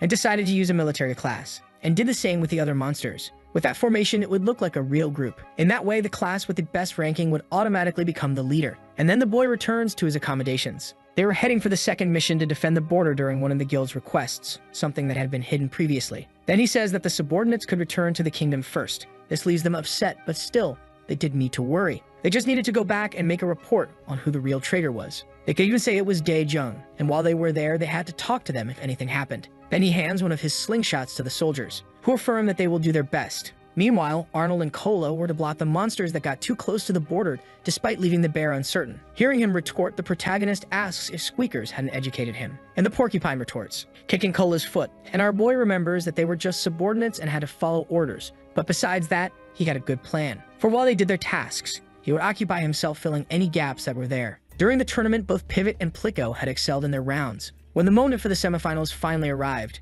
but Pahala had to face another blonde, who did not have a friendly face at all. Even so, he maintained his arrogant posture, saying he felt sorry for him for what he would have to face, because his idol's enemy was his enemy too. But the blonde remembered Pivot well and found him very disrespectful for saying such things to an adult. And the little boy retorts, saying he was just a disgusting boomer. It didn't take long for him to show his true skill to his new opponent, launching a giant hand in the direction of the blonde, which was capable of freezing the opponent for up to 30 seconds. But before he could be hit, he creates a barrier in front of him. However, Pahala said that wouldn't be enough to defend against the temporary attack leader, hitting him in another way while calling him pathetic. The blonde didn't know why that hurt so much, but the boy had a great explanation. He slams the guy to the ground, before saying it was because he was too much. The spectators of that mess couldn't believe it, and Jean was shocked by the fact that they had put Taki in a prison and were now sending him to war, knowing his limitations for some reason. Even so, the ABC Guild had lost badly to his former friend, but the woman didn't know if she could be happy about that or not. Daeyeon comments that he had to admit Pahala was quite decent. Of course, it seemed like he only made it to the finals by luck,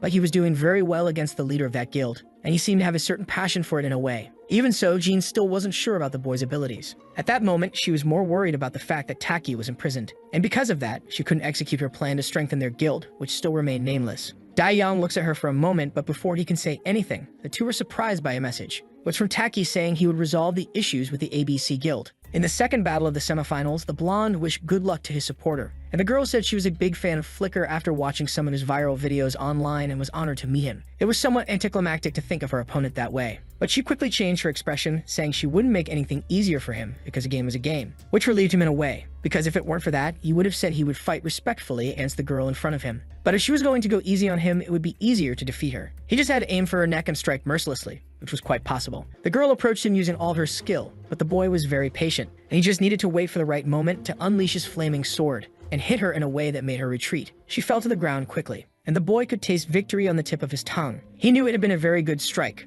and the people around him cheered, until he noticed the appearance of three rather unusual figures. It was the Taishang crew. They were drawing the audience's attention, and Flickr was too focused on the tournament to deal with that right now. Outside, the engineers continued trying to monitor the game, reporting their failures and adjusting things so that nothing ended badly for the company. But something was very wrong in that place, and if it continued, the protagonist would definitely die inside the game and in real life. Of course, he wasn't sure about that because he still didn't have confirmations, but it was a good hypothesis to consider. He was using electrical stimulation that had only been tested in emergencies. There was nothing wrong with the other players, but it was very different in Taisheng's case. You couldn't remove him from that stimulation, but he also couldn't stop demanding within the game. He takes the reports knowing that in that case, there was only one way to fix it. The young man hands his papers to the president, nervous with his words, and explains that they needed to announce that the attack leader was still alive. The guy analyzes in silence before saying he had a brief suggestion to make in this scenario. He was willing to pay 3 times more for the guy, to include a member of the attack leader's maintenance team in the search to find a way, as long as no word of what was happening inside leaked to the press. The boy asks why it had to be from the maintenance team, and the CDO explains that by forming a separate team for this case, they could minimize the possibility of it leaking if they had more problems from then on. And he prepares to make a brief call to HR before questioning what the young man would choose. Inside the game, the boy explored the building that didn't seem to have anything very special besides its abandoned appearance. He picks up a book, wondering why there was no dust on the items anyway. And maybe it was because someone had the same idea he had to take a look around. Still, Gong spends some time in the library to reflect. Maybe he was letting some essential clue slip by. To be honest, the missions he had received seemed quite strange. But since he received that paper to defend the border, everything had been a bit out of place anyway. He thought he would finish his tasks there with the traitor's mission, who was pretending to be the commander but was actually King Arthur himself. Even swapping souls, he was still a creature with the same strength as normal bosses and didn't even feel like fighting when the time came. Even if he had tamed it, nothing significant had changed in the environment. Squeakers pulls one of the books, while the young man is still immersed in his thoughts about how the border mission only existed to end his life, so there had to be something there.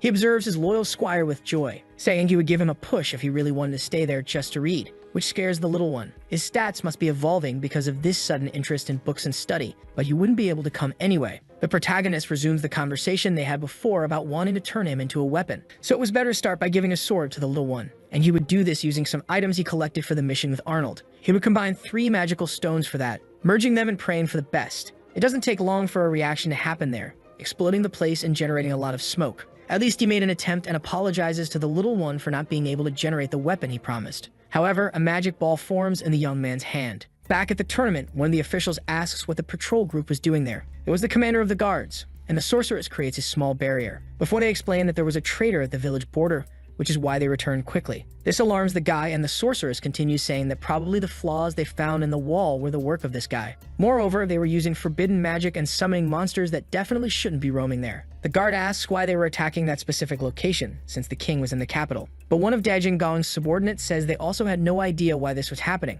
Then the guy says he would report this to the Migos because they should go with them. Thus, they disappear, teleporting away. And I am somewhat frozen. A man, another one of the guards, says they would continue anyway as planned, exciting the viewers. Then he introduces the representative of the guild final boss Flicker and the master of the guild in-game boss who didn't have an official name. The presenter adjusts the stats and abilities to level 30, before wishing both of them a good match. The king says the guy had nothing to do with his boss and had already heard that he was talking a lot about the captain out there. So he decided it would be better to shut his mouth once and for all using his electricity ability. But the little brat isn't afraid and comments that the boy was feeling that aura from the leader directly. But I was already expecting this since the guy was quite envious. So he started doing his stretches, invoking a great whirlwind with his own arms. The two were relentless and ready to fight, and they were using their best skills to battle. In fact, the kid was stronger than Flicker anticipated, but the blonde was faster than the little brat thought. Even so, he couldn't help but think he had made a mistake, even though he had started with the advantage by attacking first. He was pushed away and both knew that this wouldn't be an easy battle. But the kid kept insisting, saying he would show his true talent by using a skill that made him grow.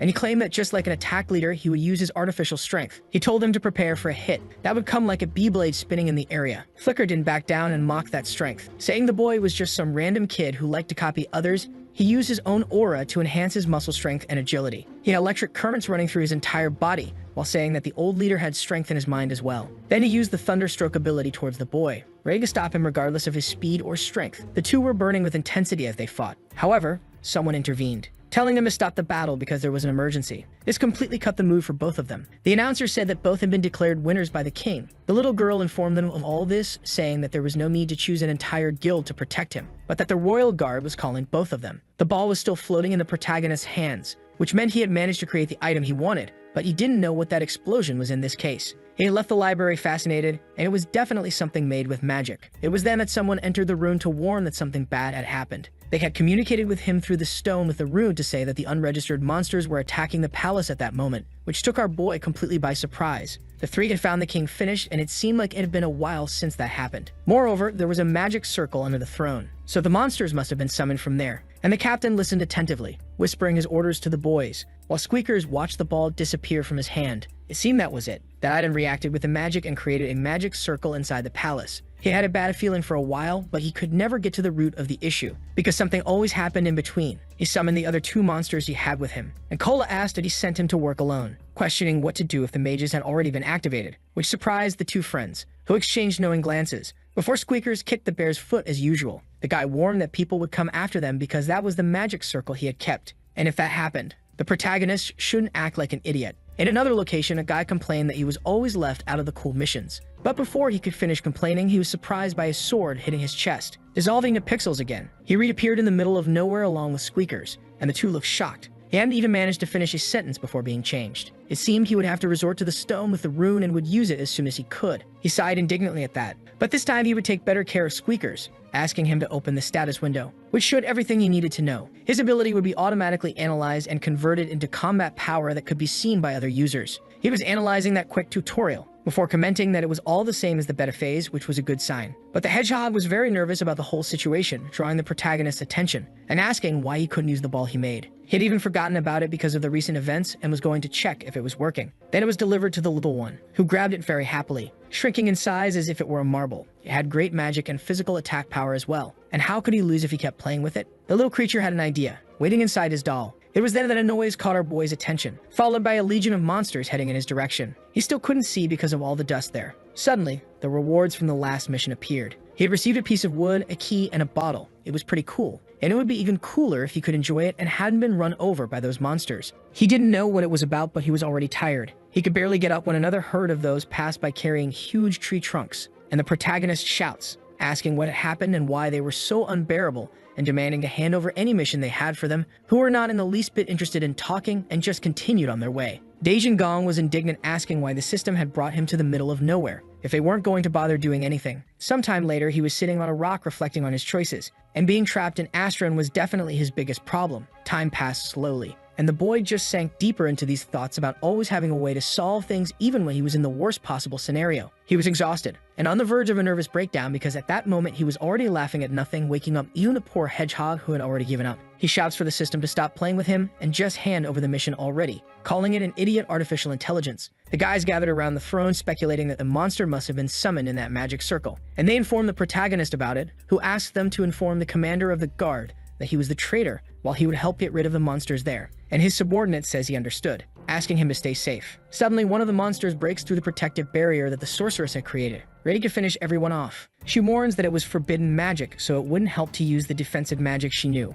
That's why the swordsman asked to let them handle it and cancel the summoning, until they realized there was much more than just one monster, and they weren't expecting that. The guys are stunned by that scene. However, they are hit by large lightning bolts, and a noise catches the boy's attention. It was the leader of the guard with his sword telling everyone to step back. He didn't know what was happening there exactly, but he was ready to fight. Launching his flames at the monsters, the sorceress frees herself from her cloak again, saying that she was Genie and introducing herself as part of the spies of the White Bear Knights, and informs that she confirmed the traitor, who was the commander of the border defense, which takes the guy by surprise. According to her, he had tamed the boss and integrated his abilities. This revelation makes the two guys wonder if their leader would be okay, and the man grits his teeth, before ordering them to return to the White Bear's headquarters and report the situation. Far from there, the former players of the attack leader's team commented on how the attack had destroyed the opponents, and the boss asks where he could have gone after taking out so much like that. But Sharon says she already knew the boy and knew that this was just the beginning. Things were getting out of control, and it was better to meet with the leader of the ABC Guild to make deals. The blonde didn't think she had to stop her friend and didn't believe it would be possible to do so, and Dajin asks what the girl meant by "we don't need to stop him." In the middle of the forest, the attack kidnappers gathered around the campfire, where they encountered a very unpleasant surprise. A guy standing in the dark, who didn't hesitate to use his blade to finish him off. Using all his power, they ask where he had come from, but Taki doesn't answer and just continues the fight, doing the possible and impossible to punish the kidnappers, stabbing his blade into all of them. Even though they were a group, they didn't have enough strength against the boy. One of the guys commands to shoot in Taki's direction, but the arrow goes straight through, hitting one of the enemy group's companions. They were already losing patience heading towards the boy, trying to hit him at all costs, but with no success, because Taki was agile and used his blade like no one else. He had a lot of experience with this and took down the opponents effortlessly. Throwing one of them against a wall that was there, he stops for a moment staring at the idiots. The Jaeyong stares at her friends waiting for their response, and Jaeyong says they just needed to show them. One of Taki's opponents who was still alive lay on the ground, which makes the boy smile, before invoking his chain ability to use more blades at the same time, leaving the guy horrified. And Jaeyong completes her sentence stating that they needed to show what happened when they messed with their guild. At that moment, Taki was already at his maximum power potential in the royal palace. The two guys might have faced each other in the last battle, stare at each other with hatred. And the captain said they were very talented individuals who made it to the finals, and they had bright futures ahead. While the kid found this kind of praise somewhat embarrassing, Flicker reveres him, saying that there was still much to improve. The man explains that they could not continue with the battle due to an incident, but he was surprised that two young people had made it to the finals, and both agreed that if they had managed to finish, they would have won, even though there was no way to know that. The guy smiles, saying it was great to be young and that he would give them a general report on the situation because they were in an emergency. He explains that according to orders, the two guilds would join to form a new squad of knights called Lyrebeard, and since the royal palace was attacked, the commanders of the Guard and the Black Tiger Knights would defend it. Meanwhile, they would team up with the White Bear Knights, who still did not have known commanders to find the traitor. As they did not have much time, they could get more details by talking directly with the knights, and then he asks if the two are willing to move forward with the mission. Meanwhile, the redhead stared seriously at the Kuta stone. He had to wait 24 hours to use it again, and it felt like an eternity. He hadn't even finished listening to what Cole was saying. He had even gotten rid of those monsters that crossed his path. But now there wasn't much he could do. Have you checked your items? And still, those goblins kept appearing to test his patience. He was very angry because he was about to become stronger when he was pulled into the middle of nowhere, until a noise caught his attention. There were more monsters, but this time they came in the form of an avalanche, which awakened the protagonist's gamer instinct. He lit up at the thought that his mission might finally have arrived. But what he found was not exactly what he expected. There had only been a collapse in the structure built by the monsters because it was poorly planned. So apparently his mission would be related to architecture. The little window appeared, saying that he was being sought and that the game would end if he died or was discovered by the knights, which was very regrettable. He also received a warning to evacuate until a new mission was generated. But the boy was confident that the knights would not be able to reach him. Outside, the new error analysis team was already formed, and the company employees were gossiping about how they would be paid much better. However, it was quite unfortunate that they had a room in front of the president's office. The poor guy lamented having accepted that so easily. After all, besides being in front of his boss's office, he had to be responsible for issues involving the attack leader. Upon entering the room, he was immediately faced with an error notice in the story. Inside, the protagonist asked if the system thought he would die if he joined the knights, and numerous little windows appeared in front of him with various warnings, including now, which made the clickers question if their master was scared, until something caught the boy's attention more. Now he had evil mind skills that maximized the efficiency of his targets, so he tried to convince himself it was a good thing. While the goblins passed by, the boy became more certain that it was time to take action. One of the monsters appeared with a rooster on its head, while the clickers gave a speech about how they had become more useful. The little one caught the attention of his leader, who was glancing at the paper. He explained that the preparations were already complete, and now they could begin. The boy approached the monsters, saying that they had all been ignored because they were weak before, but Tahino he tried his best to build better defenses even if they had eventually been crushed.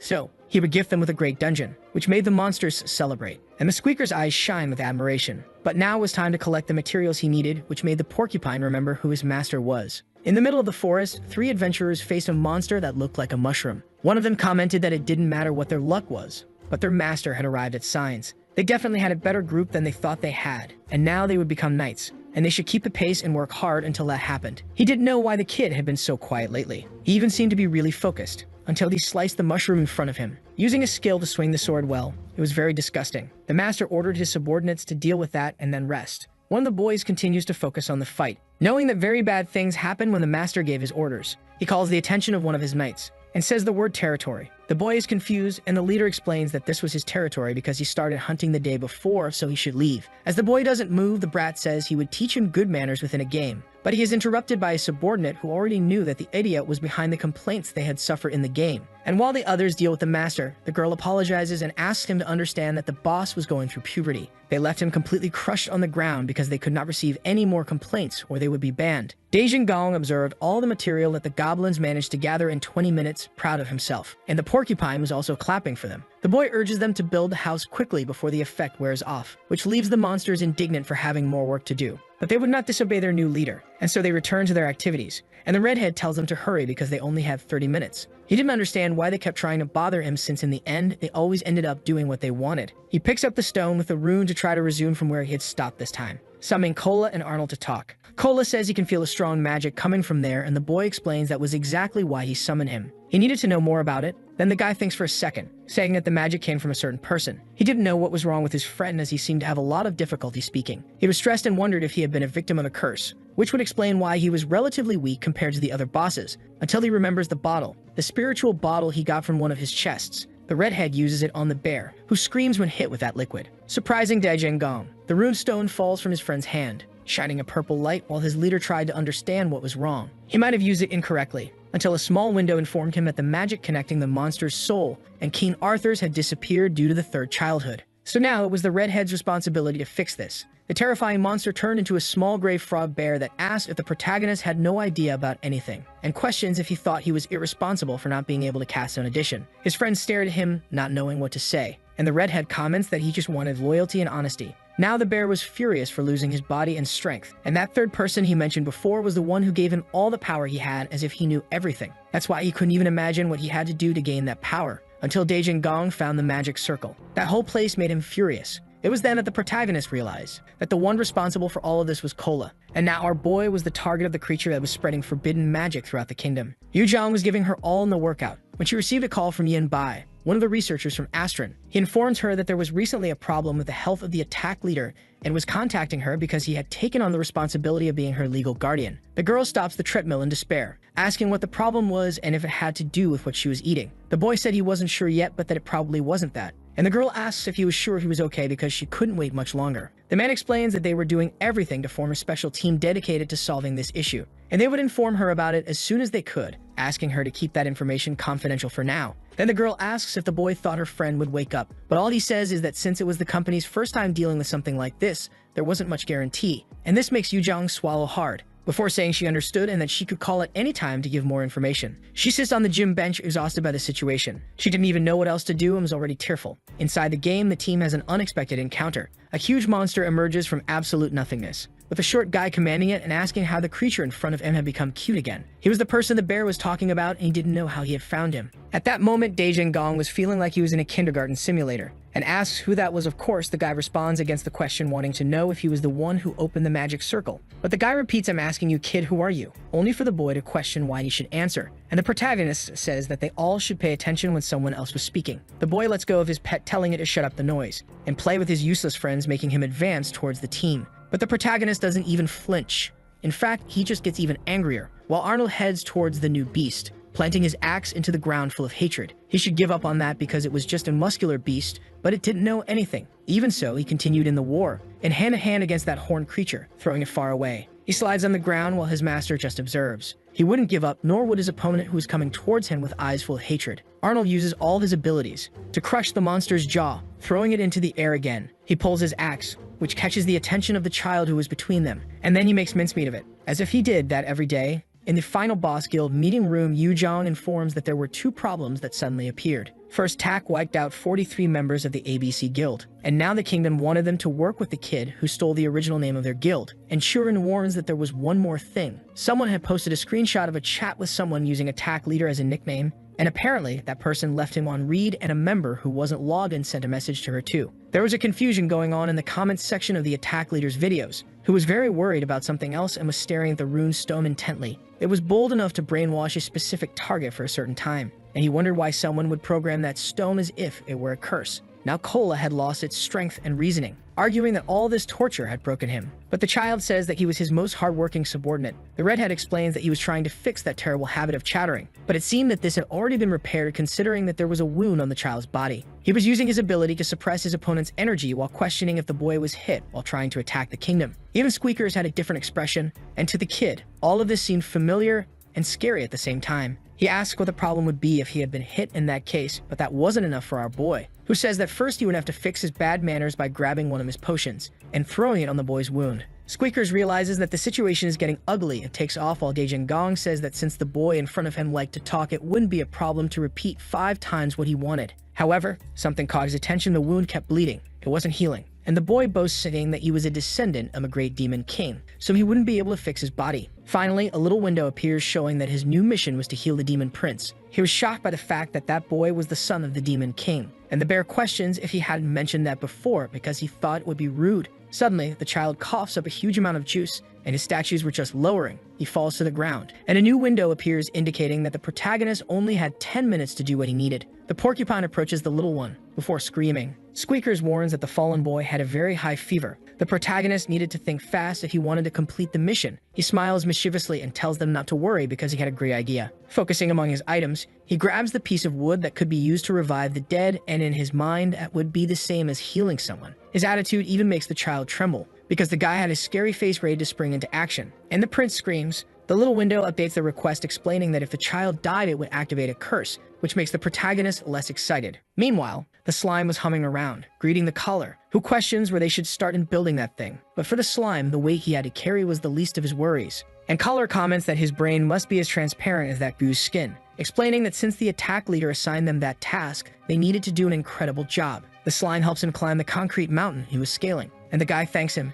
saying that even though Arnold was a bit slow, he was still a good guy. This puts a smile on the Goo's face. The creature prepares, using all its breath to let out a loud roar. This catches the attention of the working goblins. They become scared of that creature despite its size. Then Collar explains that their master had given some orders, and he divides the groups of goblins by colors to carry out their tasks. The creatures run desperately at the end of the order to follow. Looking at the paper he received from Dajin, Collar explains that their mission was something very serious, and they needed to make the strongest defense tower they could. It takes a little time for the demon prince to open his eyes. Observing his surroundings, he saw all the tools the protagonist had to use to try to heal him, and the clock showed 6 minutes remaining to complete the mission. The redhead looked tired, and he complained that this was a very difficult mission to be considered ordinary. The prince was surprised by the effort the boy was putting in to save him, and Dajin asks if he has any idea what to do, to which the boy replies that a demon could only be healed with demonic powers. The redhead asks the squicker if he knew what the boy was talking about, but it was just a little thorny. Then he reflects for a moment. That's when he remembered the monster he encountered earlier, and how the sorcerer said it seemed like a mix of forbidden magic. So he asks if this power would be similar to that type of dark spell. He uses his rune to call Ginny, who was surprised by his sudden contact. He asks if the girl could find him but was under the guard's commands. So he decides to make the online inquiry anyway and questions if she knew what demonic power was exactly. And the girl explains that it was evil magic like the forbidden magic she mentioned,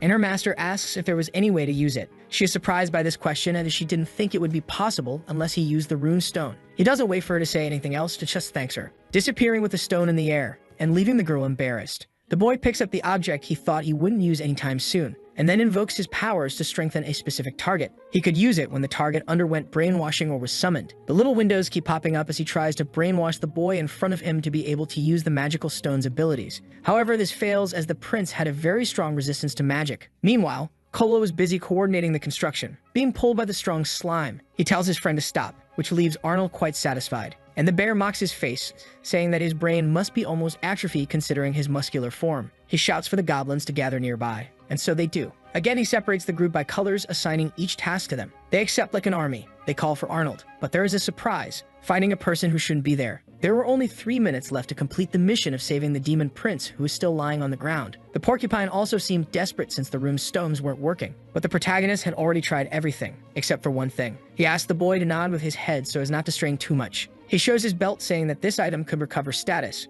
and the boy asks why he didn't use it before. But the protagonist explains that he couldn't do that even if he wanted to, because for that, the prince would have to become his subordinate, which seemed to scare him quite a bit. Moreover, it might not work because the belt had nothing to do with pure or forbidden magic, but it was probably the only choice the boy had. Then the redhead extends his hand, asking if he could give him a vote of confidence. The child's eyes shine with this proposal, but Squeakers didn't seem satisfied at all. His hands tremble as they try to reach the boy, who looks surprised by this attitude. But before they can speak the agreement, a flying creature stops him, delivering a kick that sends our boy flying, and surprising the prince. The redhead had no idea who that person could be, who lands on the ground fearlessly. I was stressed because something always happened when I managed to get close to my goals. But the girl commented that his tone was very arrogant, as if he were asking to be beaten. The prince couldn't speak but really wanted the redhead to start explaining to end that situation quickly. The woman asked what he intended to do with the demon prince, and the boy said he was about to make him his subordinate, which was definitely not a good answer. Just that idea made the girl laugh mockingly, and the redhead repeated his words, saying he would make him his. But she was not intimidated, teleporting closer to the boy and asking how he dared to speak that way about their prince. The boy didn't know how the demoness was so fast, and while preparing her attacks, she said that despite the child being a troublemaker who caused problems all the time, he couldn't insult her like that. The poor guy was already dying of embarrassment lying on the ground, unable to say anything to defend himself. Meanwhile, they fought, and the redhead dodged the girl's blows. She also managed to escape from his freezing blade, performing tricks worthy of a circus.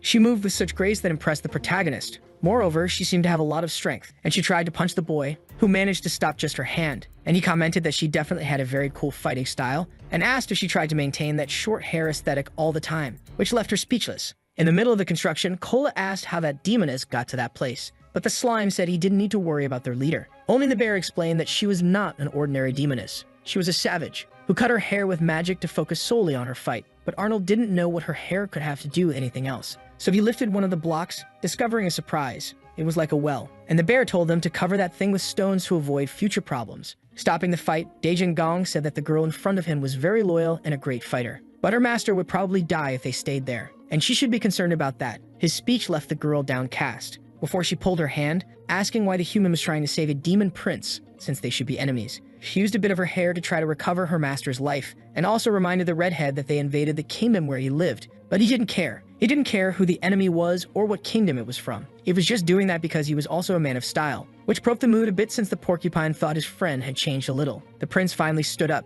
recognizing that the protagonist was very nice. With that, he managed to complete the mission and raise his intimacy level with the child, receiving a demon emblem. The little one said he really liked Gong and would make him the commander of the corpses, which made the squeakers laugh mockingly. Before he could say anything, a new mission was assigned to our boy. Now he had to build a dungeon for the demon prince's corpses, who asked what he thought of the new position. But he bent down to ask if the boy liked being a commander, and he got nervous, questioning if he didn't like it. But he needed to teach a lesson to the child and said he would start with how he spoke, pulling his finger and throwing it back. The woman got furious, saying he shouldn't dare to do that, and that the creature had never gone through something like that. But her boss was fine and knew that Gong was cold enough to hit a child without remorse. So she asked to be his mentor, because she wanted to be a bad guy like him. She didn't quite know if it was an insult or a compliment, but the demoness knew that was the best compliment in the world. According to the prince, he would like to become a great idiot. The mission was updated, and now the redhead would have to give some lessons on how to be bad to the prince. Meanwhile, the squeakers was increasingly dissatisfied, and the girl was still processing the situation. She reverenced him, saying it was a pleasure to meet him,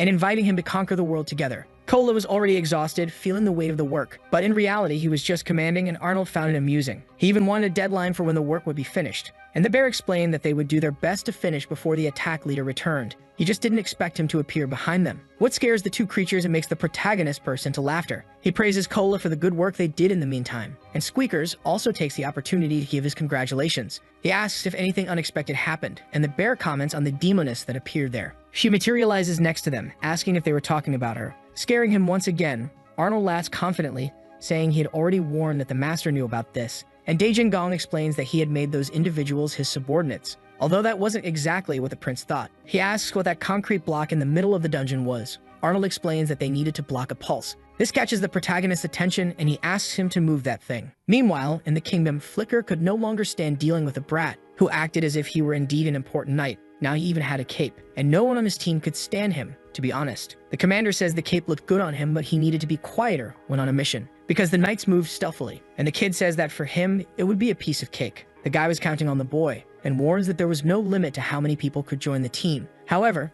they should know that as soon as the secret was revealed to everyone, the mission would end. They call all the new troops, placing the liar birds at the front, and the other whites a little further back, and they ask to bring the traitor still alive. The sorceress summons some teleportation discs before wishing her colleagues good luck. When they opened the well, the protagonist concluded that it didn't seem to be exactly one, shoving that Arnold was probably right again. He asks Cola and the Slime to finish building the tower, while the prince and the demoness would follow their orders, and they shouldn't just hang around, leaving the girl a bit worried. Before jumping in together with Squeakers into the well, they had reached the halfway point, but there was definitely something wrong down there, and the protagonist wanted to take a look at the bottom, cutting the rope that held them inside. He uses the creature to light the way, and to lessen the impact when they hit the ground. Then he lands safely, thanking Squeakers for the good work. He knew he would find something down there, a kind of passage. So he enters the hole without thinking twice, but almost hit by an explosion. Maybe he was in a dungeon and would face a monster. That's when he realized there wasn't just one but several very strange plants around, and they were ready to attack him. He unleashes Squeakers' flames, managing to melt one of the creatures. In this case, it would be easier, and he tells the little thorn that he would count on him. It was very hot in there, at what seemed to be the end of the dungeon. Squeakers was expertly protecting the area, using his magic ball, and telling the monsters not to mess with him. His boss explains that there was nothing there, and the monsters that died did not respawn, so it probably wasn't a dungeon. He also wouldn't have to worry about how to get back since he had brought his rune to communicate with his friends. So he calls Arnold, asks what he had to do with this. However, a mistake happens. The developer had been observing the physical form of the attack leader all this time. He knew that he exercised every day at the same time, and never missed taking his supplements. But something was wrong, and one of his subordinates explains that the protagonist seemed to have disappeared from the game. Squeakers asks why his master summoned Arnold so suddenly, and he asked him to take a look at that place, which was immense, using his flames to illuminate the ceiling. For him, there was no chance the place was empty, unless it was an Easter egg made by the artificial intelligence to trick the players. It didn't make sense. That map had to exist for a reason. So he looks around, running his hand along the walls because he might find something there. That's why they would dig, which surprises the porcupine and the slime, who soon becomes happy with the mission. To help, the protagonist decides to make a pickaxe, and for that, he opens the messy inventory. But it was worth it. Then he drops all the items he had in his trash there, saying he could use the hole as a storage. Back to the chaos outside. One of the developers was desperate about the disappearance of the game's attack leader. The guy with glasses starts lecturing about how someone can't just disappear, but the redhead explains that they lost the boy's location signal 30 minutes ago. I didn't know exactly how and suggested it could just be an Easter egg, a space with few interventions while learning more about the other games. And he questions if when they were creating the game, the artificial intelligence didn't build a mode where it couldn't intervene in its own creations, until a woman enters the room to inform that she had fixed it. They managed to find the signal from Daewoo Jung. Meanwhile, Arnold continued digging inside as if it were the most fun activity in the world. He had definitely lost his mind, and Squeakers didn't even try to hide it. A small window appears to inform the protagonist that he wouldn't be able to use that teleportation ability. The young man tries to control the system, but other windows pop up making noise, which makes Squeakers sigh tiredly. Daejin Gong was looking like a madman in search of something he could use to his advantage, until he found a small potion. He grabbed it immediately and threw it on his sword, increasing its stats. It was a good item, but he hadn't exactly gotten what he wanted. But he still had a card up his sleeve, the armor he received from the knights, only for it to explode before he could do anything. He questions if the system shouldn't warn when this kind of thing happens. There was one last thing he could use, but he was saving it for a real emergency. The emblem of the demonic corpse. Maybe he could turn that into a more flexible armor. The object shines, before enveloping the young man in a cloud of magic, which leaves the hedgehog amazed. When the item was finally confirmed, it revealed his new uniform. Now he was much better equipped. He takes one of the brainwashing runes and catches the slime's attention, leaving it there and asking it to report if it saw any kind of passage. On the upper side, the demoness commented that that road was quite complicated. The child knew he had given orders to leave some traps around since it would help his reputation if someone got stuck. But she wanted to know why all of them should disappear after 10 minutes. And the girl says that Daejin Gong probably had a secret plan. This compliment catches the prince off guard. Then she carries him, saying that that had been the last one. At that moment, the protagonist was in front of the tower he had asked to be built, which was finally complete. It was a great dungeon. After all, it combined two things that people hated, mazes and climbs, in addition to the traps that players would hate even more. It was definitely the worst dungeon in the world, but Cola still had a doubt. What would they do with the well? His master thinks for a moment, before asking him to block it. Even though Arnold was still down there mining like a madman, the bear roars, taking its original form, pushing that block to block the passage again. Of course, the protagonist couldn't leave the place closed forever, and he wonders if he should place a sculpture on top or something like that, which was quite exciting for the hedgehog. So he says that the little one, Cola, could be creative with that part, surprising the creature. Now that the dungeon was ready, the difficulty level would be measured after they placed a monster there. And the boy releases the system to do that, calling the goblins. But it probably wouldn't be a good idea to place those creatures, as they were as fragile as kitten puppies. It was better to just have them in front of the tower, and disturb the players with the number of monsters. Now he could rank the dungeon. But the difficulty level was still hidden, which left Cola confused. But it put a smile on the protagonist's face, who claims that his style won again. But this joy ends when the small window warns that the level would be adjusted according to the average stats of the players. And then the top part of the tower is blown up, leaving all the monsters in disbelief. And even the protagonist himself, who asks if the game really needed to go that far. The only one happy about it was Squeakers, who was having fun with the falling fragments. However, he still hadn't finished adjusting, blowing up other parts of the maze. For the hedgehog, it was like a festival, because he thought it was the demon prince's traps that were exploding, and he probably would have exploded too. The question arises about what was going on, and Daejin Gong says that there was definitely someone trying to get on his nerves that day. However, he wouldn't let it get to him. Meanwhile, in the library, Flicker observed a mark on the floor. It was a trace of that magic circle they had seen, and one of the knights comments that it was pretty cool, but there was one thing that was still strange. Meanwhile, the kid was watching outside, and the blonde tried to ignore him. However, he draws attention to the tower, which makes the blonde approach. He didn't know if that thing should be there, so he grabs the binoculars to make sure of what he was talking about. However, she soon disappears, and Flicker says that all he could see were trees and dust. In the middle of the forest, the swordsman asked Genie to teleport them. Then she had the idea to contact him with the summoning rune, what seemed to be the best option. She didn't know if she could trust those guys,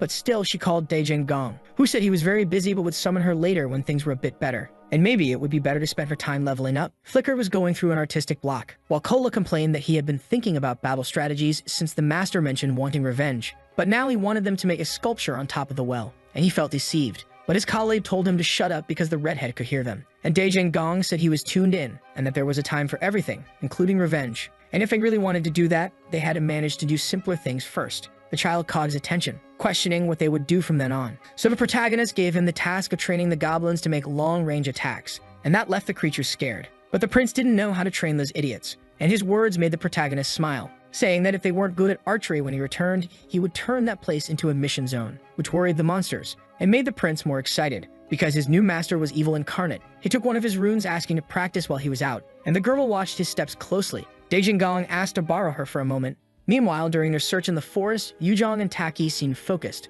The guy said that since the traitor was accompanied by a monster, they would recognize him quickly. The girl was already tired of looking for people, both the attack leader and that so-called traitor. Taking advantage of the stump, she seized the opportunity to ask Taki what he would do if the boss returned and formed a new guild. This caught him off guard, but the boy said he would follow his decision, which excited Yujong even though she felt the weight of responsibility on her shoulders with that. Then the two stumbled upon an unexpected cave. Inside the knight's building, Flicker commented that it was very strange they hadn't found the traitor yet. He didn't know why the kid had been so quiet lately, but maybe it was just one of his lame jokes. Until the boy had an eureka moment saying he was probably right. He ran his hand through his hair saying that the criminal would probably return if they overcame things there, which caused some relief in Oero, who was already thinking that the kid had suddenly become smart. But a body fell in his direction. They looked back, hearing the impact it made against the wall. It was one of the kingdom's knights and another was about to hit the kid. If he didn't dodge. Apparently, they were right. The traitor had indeed returned. The demoness soon landed right in front of them. When the guy arrived, he immediately asked what was happening there. And the protagonist said he had to call him to help with the situation of being falsely accused of treason.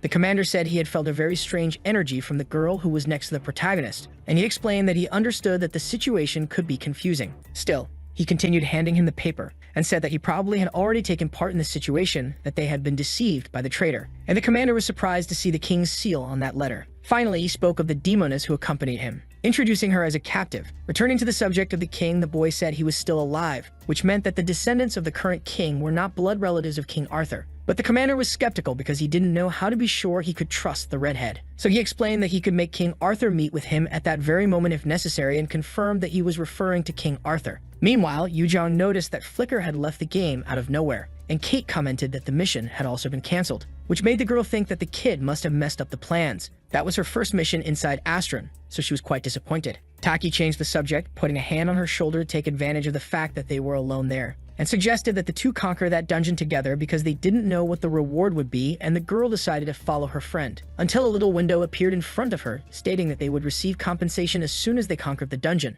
Meanwhile, Squeakers was acting like an artist, along with Cola. They ended up making a sculpture of the four friends to cover the well, which seemed like a great idea to the porcupine. Suddenly, a portal opened, revealing Genie and the commander, which startled the two little creatures. The porcupine was the first to prepare to fight, but he is surprised by his master and the demoness who appears behind him. And she immediately asks where the Cola was, which in this case was King Arthur. This statement leaves the commander anxious, but the redhead already expected him to recognize the creature. They would definitely have a very long conversation. It didn't take long for the bear to take his giant form again and greet his subordinate, who is surprised to hear that voice again, and bows before your majesty. The king comments that he had always been one of his most reliable guards, even though he now had a different form, and he had also gotten older. The protagonist found everything very moving but had other concerns at the moment, while Squeakers wanted him to see the sculpture. Another little window appears, taking his attention to show that he had completed the mission regarding the truth of King Arthur's death. With that done, it was time to move on. Inside the cave, Tak was destroying one of his enemies. The skeletons had become a punching bag. Yujong was also excited about this adventure, but she asks for a break after that.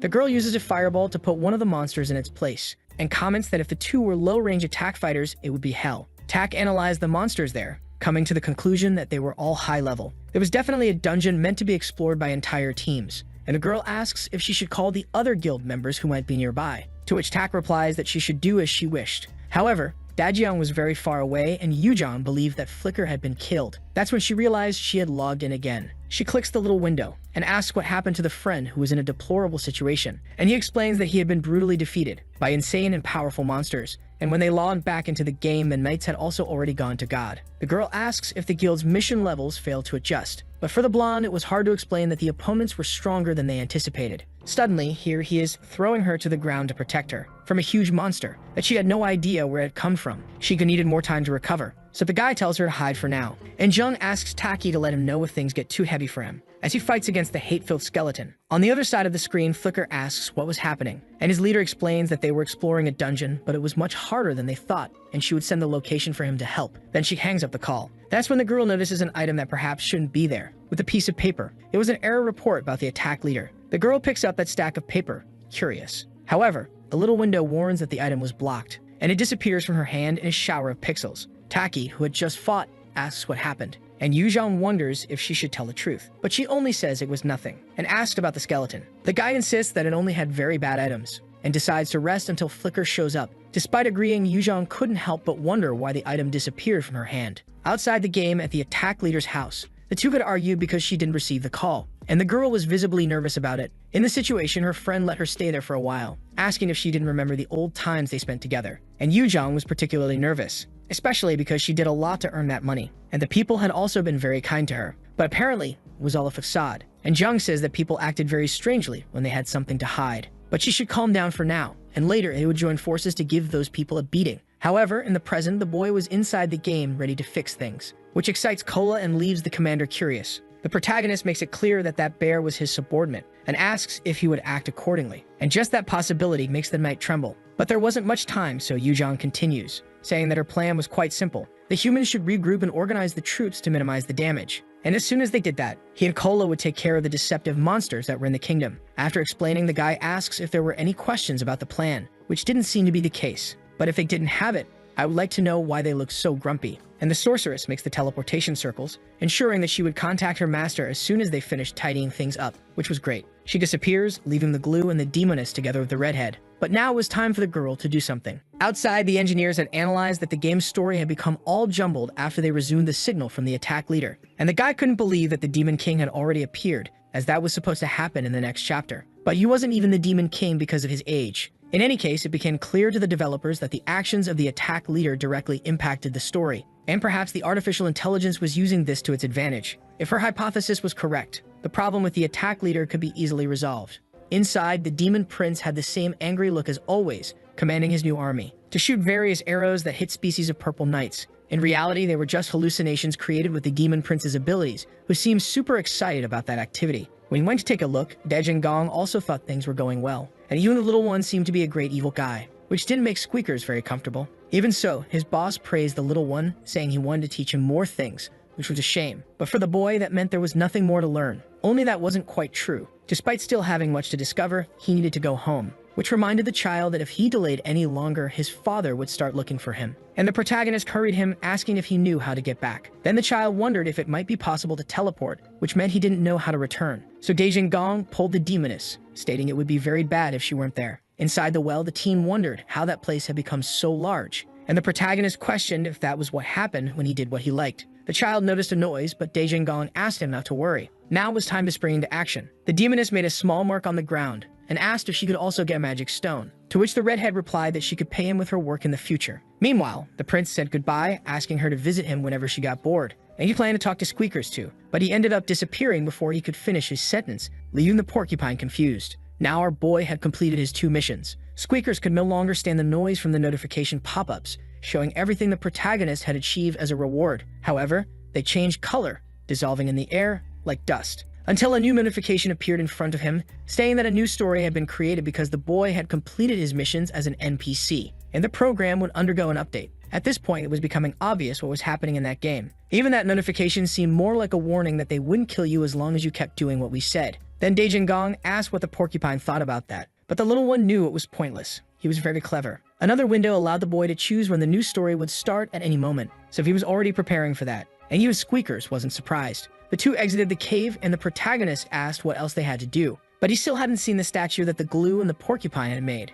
and when he noticed, he burst out laughing, saying that the little creature had done a great job. But there was still a brief detail. With the help of the magic ball, the statue could make a flame come out of the porcupine's hat, which was even more surprising. Dejin Gong said he would never have thought of something like that and congratulated his friend again. And the porcupine was on cloud 9, celebrating with his master. The two observed the dungeon they had built, and now was completely repaired, which meant that the rewards for the protagonist were available. He could choose between equipment meant for demons or NPCs. Probably the NPC one would be just another item for the soul collector, while the demon one would be a much better performance. Seeing his friend so serious made Squeakers wonder why he wasn't like that at other times. Then the redhead chose the demon equipment, gaining a helmet and another emblem, which seemed useless to Dejin Gong. But now that he had completed his mission and received the reward, it was time to go to war. In the middle of the forest, a cute little bunny smiled, and despite its adorable face, the body was that of a gym buff. It was holding the beta testing report in its hands. From a distance, one of the developers inside the game watched it, hoping it would stop. It was running away from him, but he had no other choice but to chase after the creature, as he couldn't simply delete that item from his hand.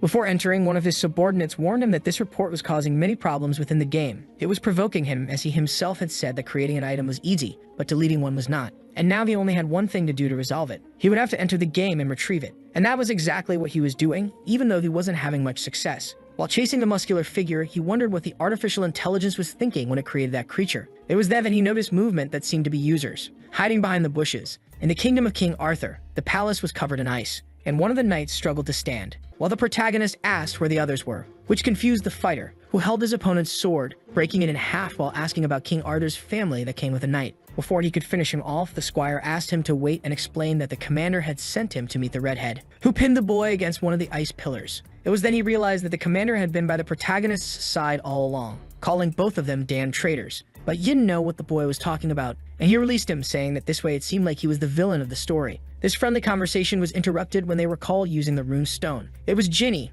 warning that they had closed the gates, because there were many citizens there refusing to leave, but they would have to open them again as soon as possible. And the protagonist replied that he would finish his business there as quickly as possible and return to them. From a distance, he could see more people he would have to fight, preparing his sword, just as Squicker prepared his spikes, which were now freezing weapons. The two sprang into action together, creating a large path of ice that almost reached one of the knights, who was saved by his friend just in time. But soon he was thrown aside. Even so, he didn't give up. However, when he thought about attacking the protagonist, he had already vanished from his sight, appearing behind the boy and throwing him against a rock that was there. Dejin Gong asserted that the traitor there was him, commenting on how he must have had great moments pretending to be a legitimate king. He froze the boy against the rock. With the boy there, he told him to say hello, and summoned the real King Arthur to face him. The bear was thirsty, and very pleased to be able to take revenge. While squeezing the sour blonde's head, he said he had been waiting for this since the day he was betrayed, and the boy screamed, as the bear's eyes filled with more hatred, until he noticed something that caught the protagonist's attention. He explained that he didn't think doing that would make him feel better,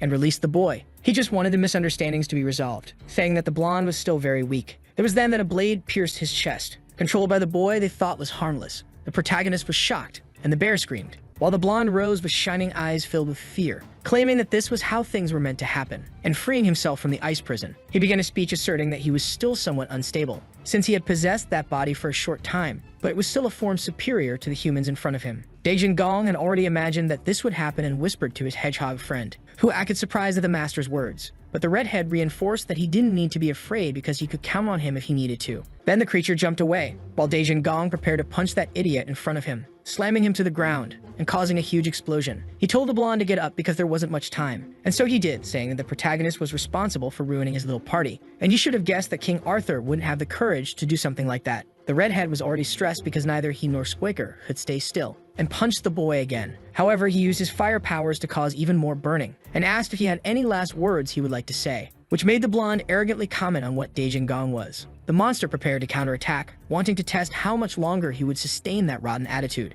And while attacking, he babbled about how he would almost disappear for eternity, but he would take revenge on the redhead in an instant. Our boy jumps, fleeing from those attempts to attack. After all, he was a real boss, and even his weakest attacks could cause irreparable damage. The blonde was thirsty for his revenge and said he could only show the boy how to become immortal if he managed to survive 1 minute of fighting him. Dejin Gong knew that it was pointless to keep running from the attacks forever. After all, he could reach him regardless of the distance, and he delivers a blow to his face. He also had to hurry because the glue wouldn't hold for long. Even the blonde had to acknowledge his opponent's skills, and that made it clear why he acted so arrogantly. Even so, he managed to use his blades on the protagonist's chest. What a painful honor. Before they went out to fight, the boy was with the demoness, commenting on how the demon corporation had great benefits. But he didn't quite understand what Dejin Gong was talking about. Then he said that the uniform was very good in his fights, but the girl warned that the effectiveness of the items depended on how they chose to use them. But he knew very well how things worked, and that wouldn't be a difficulty. Moreover, he could integrate more skills later when he got used to the uniform. One thing caught the boy's attention.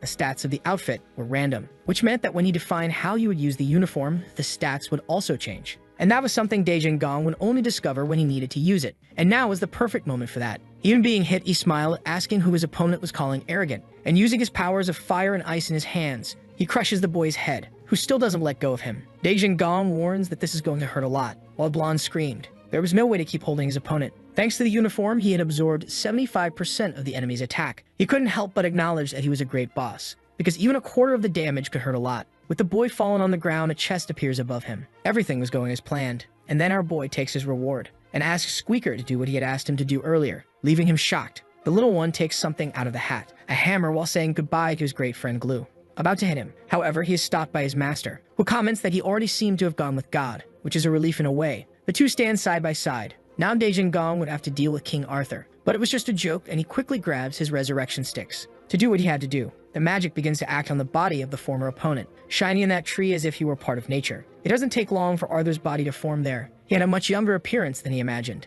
and his soul was slowly returning to that body, which had been taken over by a beast, merging with the sticks that the redhead used. When he opened his eyes, the porcupine was stunned, but his boss assures him that everything would be fine. King Arthur trembles as he stands up, commenting that he always exceeded his expectations. When he was unconscious, he wondered why the redhead wasn't trying hard to bring him back to life. He even thought he was going to die, and he couldn't believe he had come back. Tearfully, he states that he would never forget Daejang Gong's help, who confirms this, because they both had a lot to do together. But there was one more thing to say. The sword should return to the hands of its true owner. Now our boy was a great leader whom the king admired, and from then on he would protect him as a loyal squire. Returning to his normal pose, Daejang Gong says that now that he has fulfilled his promise, it is the blonde who must obey, and he asks him to follow. Sometime later in the king's hall, the commander celebrates King Arthur's return, especially because his majesty decided to reclaim the throne. And Arthur says it was indeed a very happy day because of his return. However, what brought him more honor was that he managed to introduce that man to all of them, referring to the attack leader whom he considered to be the greatest hero in that kingdom, which further boosted our boy's self-esteem. A little window allows the boy to record that event as his first event.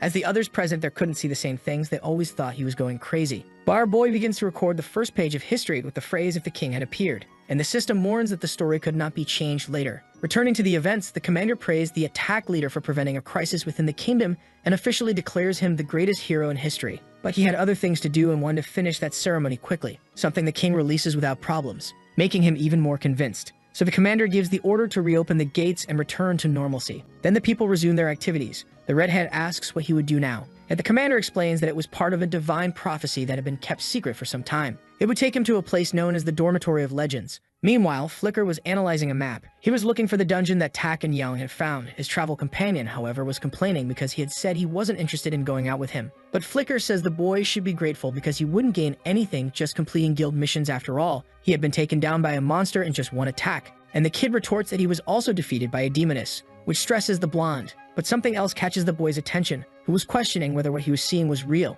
When Flicker turns to understand what he was talking about, he finds a muscular rabbit. Apparently, it was Alice's rabbit, but looked more like a testosterone-filled rabbit. From within the bushes, the developer recognized the boys as the winners of the tournament mission, which meant they could not, under any circumstances, discover the error that was happening within the game. On one hand, the man was very happy that they were just teenagers. It was then that a small window alerted him that a new event had been created to form a squad of monster hunters. However, the guy was confused because the event was related to the reactor that theoretically should be dead. And speaking of it, the redhead was following the commander around the village walls. He asks them to stop for a moment so he can quickly check his items and opens the window. For that, the boy takes a look at what he had earned by defeating the beast that had taken over Arthur's body. But it wouldn't be anything very useful at that moment. The commander warns that they had arrived where they wanted, and Daejang Gong questions whether he would have to figure out the next steps alone, but that wouldn't be necessary. He hands a paper to the protagonist explaining that he had to read what was there in that place. And the boy quickly warns that if it was something too cringe, it wouldn't work. However, he is surprised by the fact that he couldn't read even a word, which makes the Quakers laugh. Tired, the commander asks him to hand over the paper then and clears his throat before starting. But he has a rather unpleasant surprise. He didn't know how they expected to decipher what was written there. The hedgehog is the next to offer, taking the paper and ready to make his speech. He starts talking non-stop, which makes his friend smile, and suddenly the parchment lights up, surprising the hedgehog and making a luminous drawing on the ground, something that was very cool, and makes the protagonist grateful for having a pet. The ground is covered with various drawings, and Daejang Gong suggests that it was already finished. He was satisfied with that whole ceremony about himself and steps inside the circle, which pixelates suddenly. He had discovered a hidden location, and the feeling was very strange. He was facing a gate and confessed that he hoped no monster would suddenly appear there. After all, he didn't have any weapons with him. So he takes the emblem of the Demon Corporation to ensure he wouldn't be defenseless if he needed help transforming his hands into claws with the combat glove. It was an item he liked a lot when he opened the door. He was somewhat surprised. He didn't know what that thing in front of him was, which looked very much like a coffin, and apparently, it was indeed that. Judging by the fact that the place was called the place where legends sleep,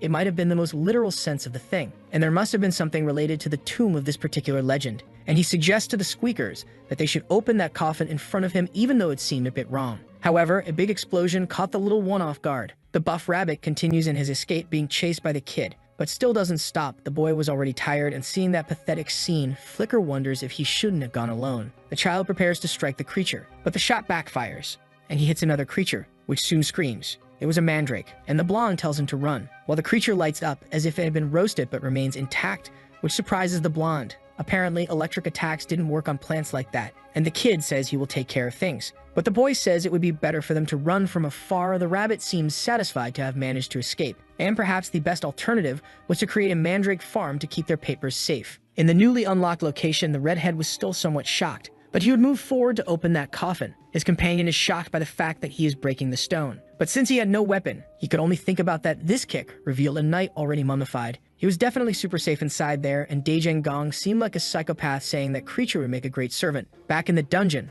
Yuzhang wondered why Flicker hadn't arrived there yet and questioned Tak about why the other friends weren't responding. They needed to conquer that place soon to join the search squad, but they were wasting too much time inside and the monster level was very high. Tak was trying to focus on his attacks in the meantime, defeating all the monsters that appeared there and dodging the attempts of the giant mantis to subjugate him. The guy jumps onto one of the stones behind the creature, gaining momentum to hit it, making the creature roar. Meanwhile, Yuzhang launches small explosions in the direction of the monster, which explodes, throwing Tak away. Something catches his attention. The other two guild members suddenly arrive, asking if they were okay, and John apologizes for the delay. Meanwhile, using his magic sticks, the redhead makes a request for me to revive that creature and actually get the cool servant he hoped for. However, he is stopped by a system warning. I was already expecting that it wouldn't work, but it didn't hurt to try. If it were a normal game, there should be a clue inside that room. But that felt more like a virtual reality, aside from the coffin and the platform where it was located. After taking a good look at the guy lying there, he noticed something. He violently pulls the coffin, while Squeakers just stares at him, not understanding. And John comments that he has played many RPGs for several years, so a puzzle like that was very easy. Suddenly, a notification warns him that if he fails at what he's about to do, all data will be erased, and asks if the boy would continue anyway. But there was no time to think. After all, if he died in there, he would die in the real world too. And he was willing to do anything. A bright light comes out from inside the tomb with his choice. The time had finally come, a moment where the undead met the forgotten and changed everything. Suddenly, it was as if the redhead had been teleported to a palace, and he was amazed by it. But the guy in front of him explains that he would return to where he had come from as soon as he proved to be a worthy heir. Those snakes were terrifying, and besides that, the boy was in a special area where he wouldn't gain any experience points, which was somewhat anticlimactic. Moreover, that place seemed to be the final dungeon of another game. Inside the other cave, Yuzhang commented that it was much easier to do that when he had a whole group, and Shirin didn't know how the friends had managed to survive in that dungeon, which was so difficult. While Daejang asked why all the acid slimes there had very high levels, to which Itakwe replied, suggesting it was because they were in front of the boss's room, and they should prepare for what was to come,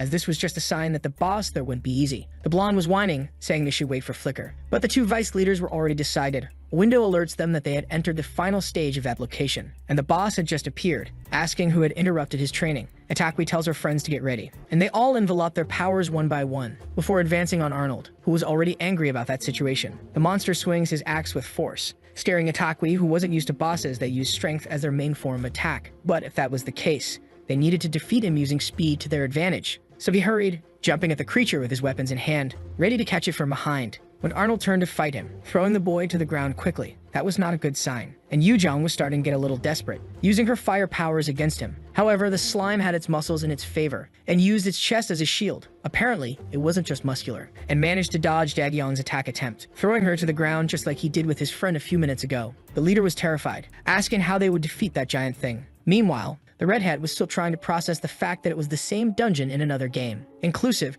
she had been heavily criticized for not being complete in another app, but now her mission would be to find the lost world. He was almost attacked by one of the snakes that were there, which said that in a place that resembled the past, he would find the answers. First, he would have to pass the merit test by finding the relics in the Valley of Oblivion. Daejang Gong is quickly teleported to this location, falling from the sky, in the middle of the forest, feeling great for managing to land on his feet. The porcupine questions where they were, and the boy explains that it was the place where he proved what his fighting style was. Or you could even say that it was there that his style was born. Flashbacks of when he was still in the presence of Yuzhang come to his mind, asking her to film that. It would be his first video, and it was always good to have a witness. He had encountered some stone monsters, and he was ready to conquer a dungeon that no one had ever gone to alone before. Now it was good to find them again. In Astrin, he prepared to punch the creatures, thanking them for being the biggest contributors to his career, which leaves the porcupine confused, since if that was the case, he shouldn't be attacking them. But Daejang Gong had already explained why he did that. No user managed to clear the dungeon because they were used to traditional methods, but in the meantime, he managed to do it alone, which served as a stepping stone for his guild to take first place. But that dungeon by itself wasn't very popular, since it only had useless items. The little creature watched his master's violence with anxiety and surprise. This time, he would be a great contributor to improve that place. Squeakers approaches that bright entrance, asking if it was safe. But before hearing any answer, he decided to jump anyway. While the redhead was ready to explore that dungeon, while falling, the porcupine noticed something. He was basically in a mama pit. Outside, the redhead was adjusting his claws to fight better against those giant stones. Using a kind of blade on his gloves, he does his classic jump and hits one of the monsters, right in the face, knocking it down to the ground. The porcupine emerges from the other stone revitalized because of the mama, and his friend calls him to explore the new hole he had opened, making him even happier. The developer had almost given up, wondering what to do about the report he lost. If he told his superiors that a muscular rabbit came out of nowhere and took the papers, no one would believe him. However, now that he stopped to think, why would a monster want that report? He hadn't reflected on that because it seemed like something natural within the game. But maybe the artificial intelligence didn't want to reveal that the attack leader was trapped inside that universe. So that was what he would tell his superiors. His discovery excited him so much that he almost let himself be discovered by the players. So he decided to leave before anyone saw him. Flicker even turns around to see if there was anyone there. But the kid calls his attention again. The blonde tells the boy to chill and asks if he was really going to do that, which makes the teenager remember the words the attack leader said. And the two say in unison, "Never stop trying." But that was very cringe to say. And the vegetable in front of him didn't look tasty at all. But it was all they had around. And since they had passed through the fire, they knew there would be no risk of poisoning. So the boy takes the first bite, shining in gold after that, because his level had increased. And this shocks the two players. Far from there, the redhead had collected all the necessary items to enter the dungeon. Since it wasn't a popular location, many people didn't even know of its existence. Still, it was a very suspicious place. They had arrived at a very beautiful waterfall, and the porcupine, who was bored, questions if that was the place, which the boy confirms. It was right at the bottom of a waterfall, in fact, which makes Squeakers question if he had come there to practice yoga or something like that. But his boss denies it, explaining that they would enter the waters, as it was a hidden cave. Finally, Daejin Gong jumps toward the bottom of the waterfall, scaring the little one, and uses his armor to reach where he wanted. The guy explains that normally they could use those items on the stone that was at the end of the waterfall, but there was a hidden place right where they were. Then he makes the fitting, causing a movement in a stone that was above them, and revealing the secret entrance. The redhead confesses that he didn't know what that place existed for. However, he knew that the two would find out soon enough. It was a scary corridor that left the porcupine all bristled up. They finally arrived at a door locked with a padlock, and the boy hadn't found a way to open it in the other game. It wasn't for lack of trying. However, he remembered one of the items he possessed, a key that seemed perfect for that lock. He didn't wait to use that key for anything else. After all, he was the only one who truly knew that place. So it couldn't be a coincidence that he got locked in that game. When he entered the room, he found a scene worthy of the worst kind of ritual, and the porcupine was trembling all over. Perhaps they had abandoned that cave because it was very bizarre. That was when a huge mite fell out of nowhere in front of him, causing both him and the little creature to scream. After almost passing out from the scare, the redhead wondered what that thing hanging in front of him was, until he saw a small shining rectangle on the ground, which he also didn't know what it was. They were amazed, and that stone creature began to shine as well, an intense red light that made Daejin Gong even more interested. Suddenly, the monster tried to hit the protagonist, grabbing the squeaker with all its might. The little one screamed for his master's help, and it was as if he had entered a trance, while the creature said that humans were the worst race that ever existed. But Daejin Gong asked why it said that if it was the one hurting the porcupine, that monster was burning hot. But it didn't matter who he was to our boy, who was getting ready to attack upon seeing his friend being hurt, and he was ready to destroy it because of that, which fell to the ground, freeing the porcupine. But the little one jumped into his best friend's arms. The monster had drained a lot of mana from the little creature, so the redhead asked it to eat one of his magic stones, and so he did. Meanwhile, the guy said they could just have a civilized conversation, but instead he preferred to get him riled up with those things, cursing the artificial intelligence while smashing the stone man's face. Daejin Gong told him to say everything he knew before he finished him off, and he was so filled with rage that he could barely hold himself back, until the guy said that darkness didn't exist without at least a little light, and revealed that he was born from that darkness, with the mission to protect the light. However, he was soon struck by the redhead, who told him to stop with that nonsense and answer his question, or he would beat him until he forgot anything. Even so, the monster said that the light would illuminate the abyss, and if he destroyed it, he would do exactly what the Watcher wanted. Then it stopped shining for a moment. Was that all he wanted to say?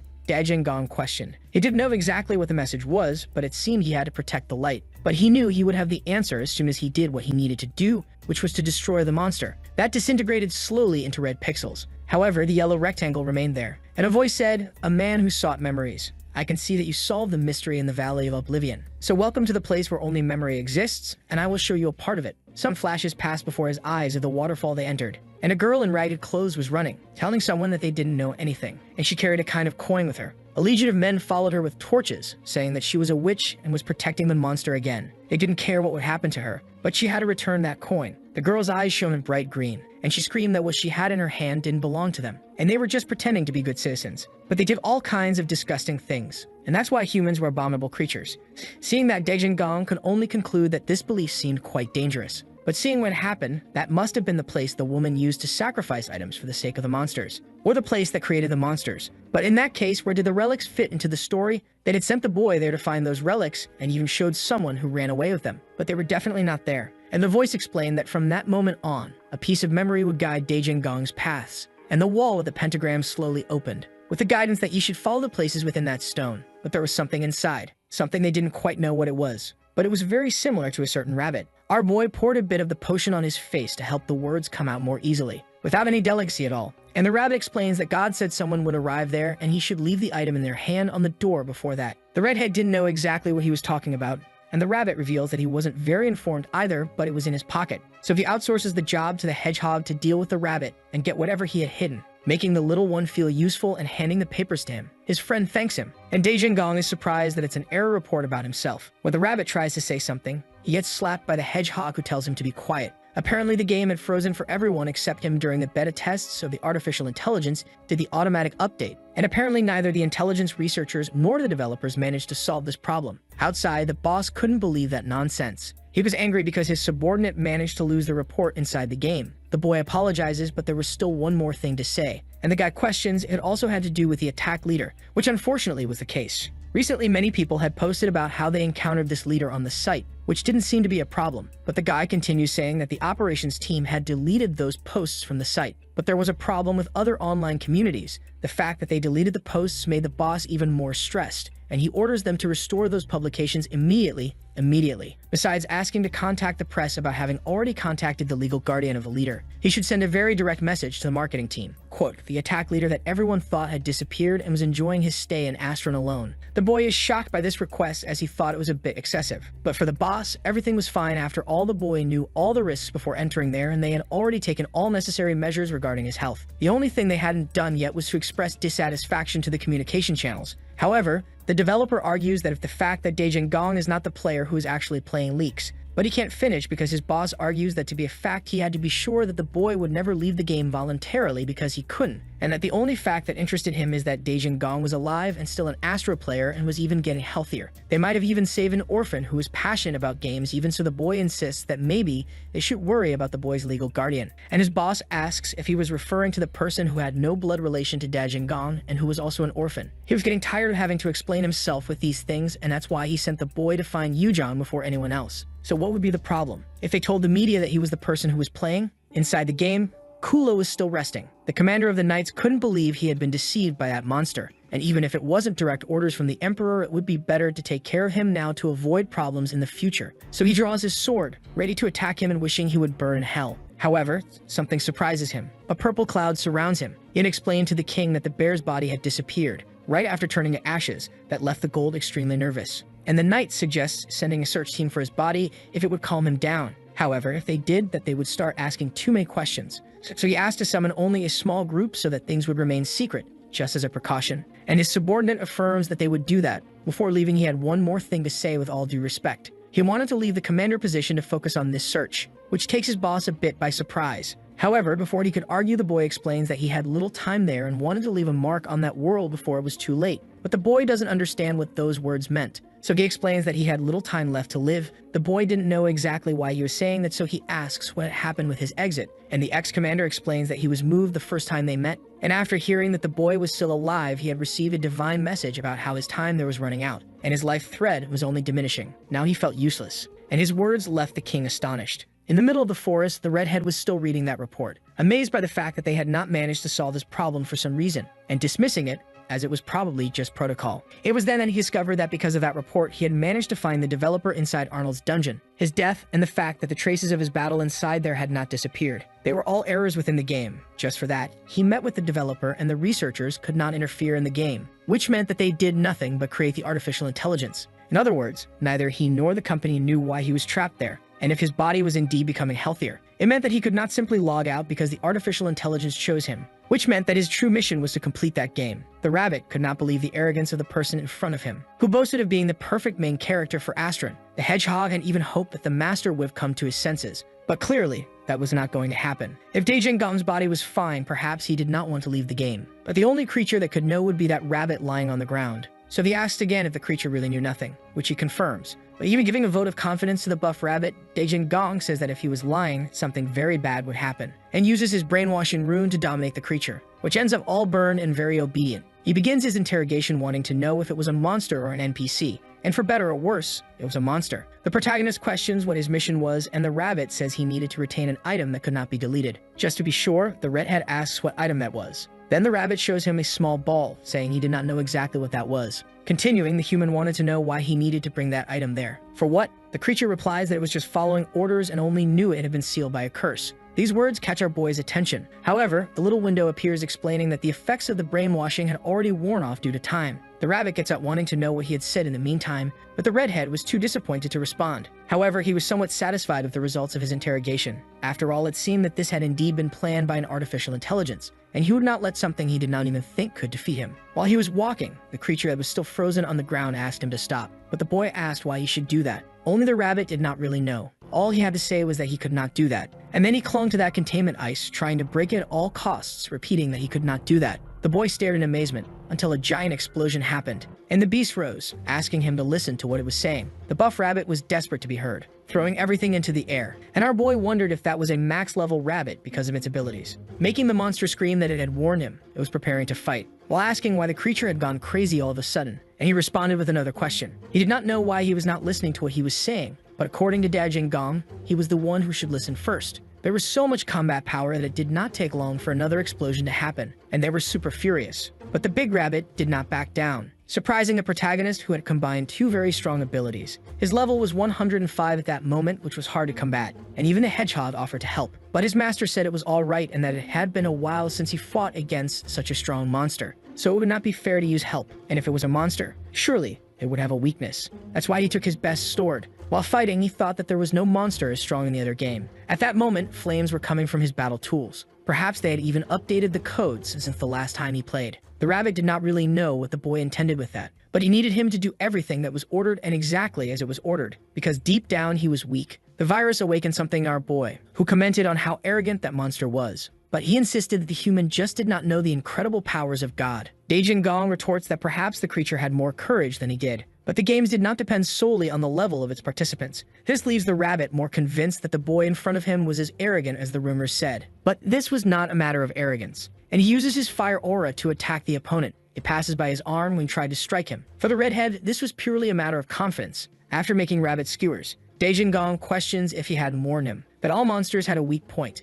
and he uses the same techniques as his opponent to get close to him with a blade, leaving the rabbit desperate, before hitting him squarely in the chest, causing yet another huge explosion. From afar, a little bird watched all of this, seeing the flame cease. However, it soon reignites at that moment of explosion. Intact, Daejin Gong questions the max-level rabbit if he wanted to continue, but that was definitely not the case. And the creature explains that it got excited because it was an unexpected encounter. The boy confesses that he had even thought about just letting the creature go unharmed but changed his mind, because that buff one would be useful in various ways. And the porcupine comments that he shouldn't have messed with his master. Then, in a friendlier manner, the boy asks it from then on the rabbit would like to serve him. He even tries to argue, but when he hears that if he didn't accept the proposal, that would be his end, he changes his mind and seals the deal with a handshake, which was a much better choice in the redhead's view. He soon sends his best friend to train the group's new acquisition. Now it was time to find out why the rabbit was trying to stop the boy, and it was good to have a great reason. Back in the cave where they were, the protagonist comments that he hadn't found anything very interesting when he looked the first time. But if it was a forbidden place, it was because it was cursed.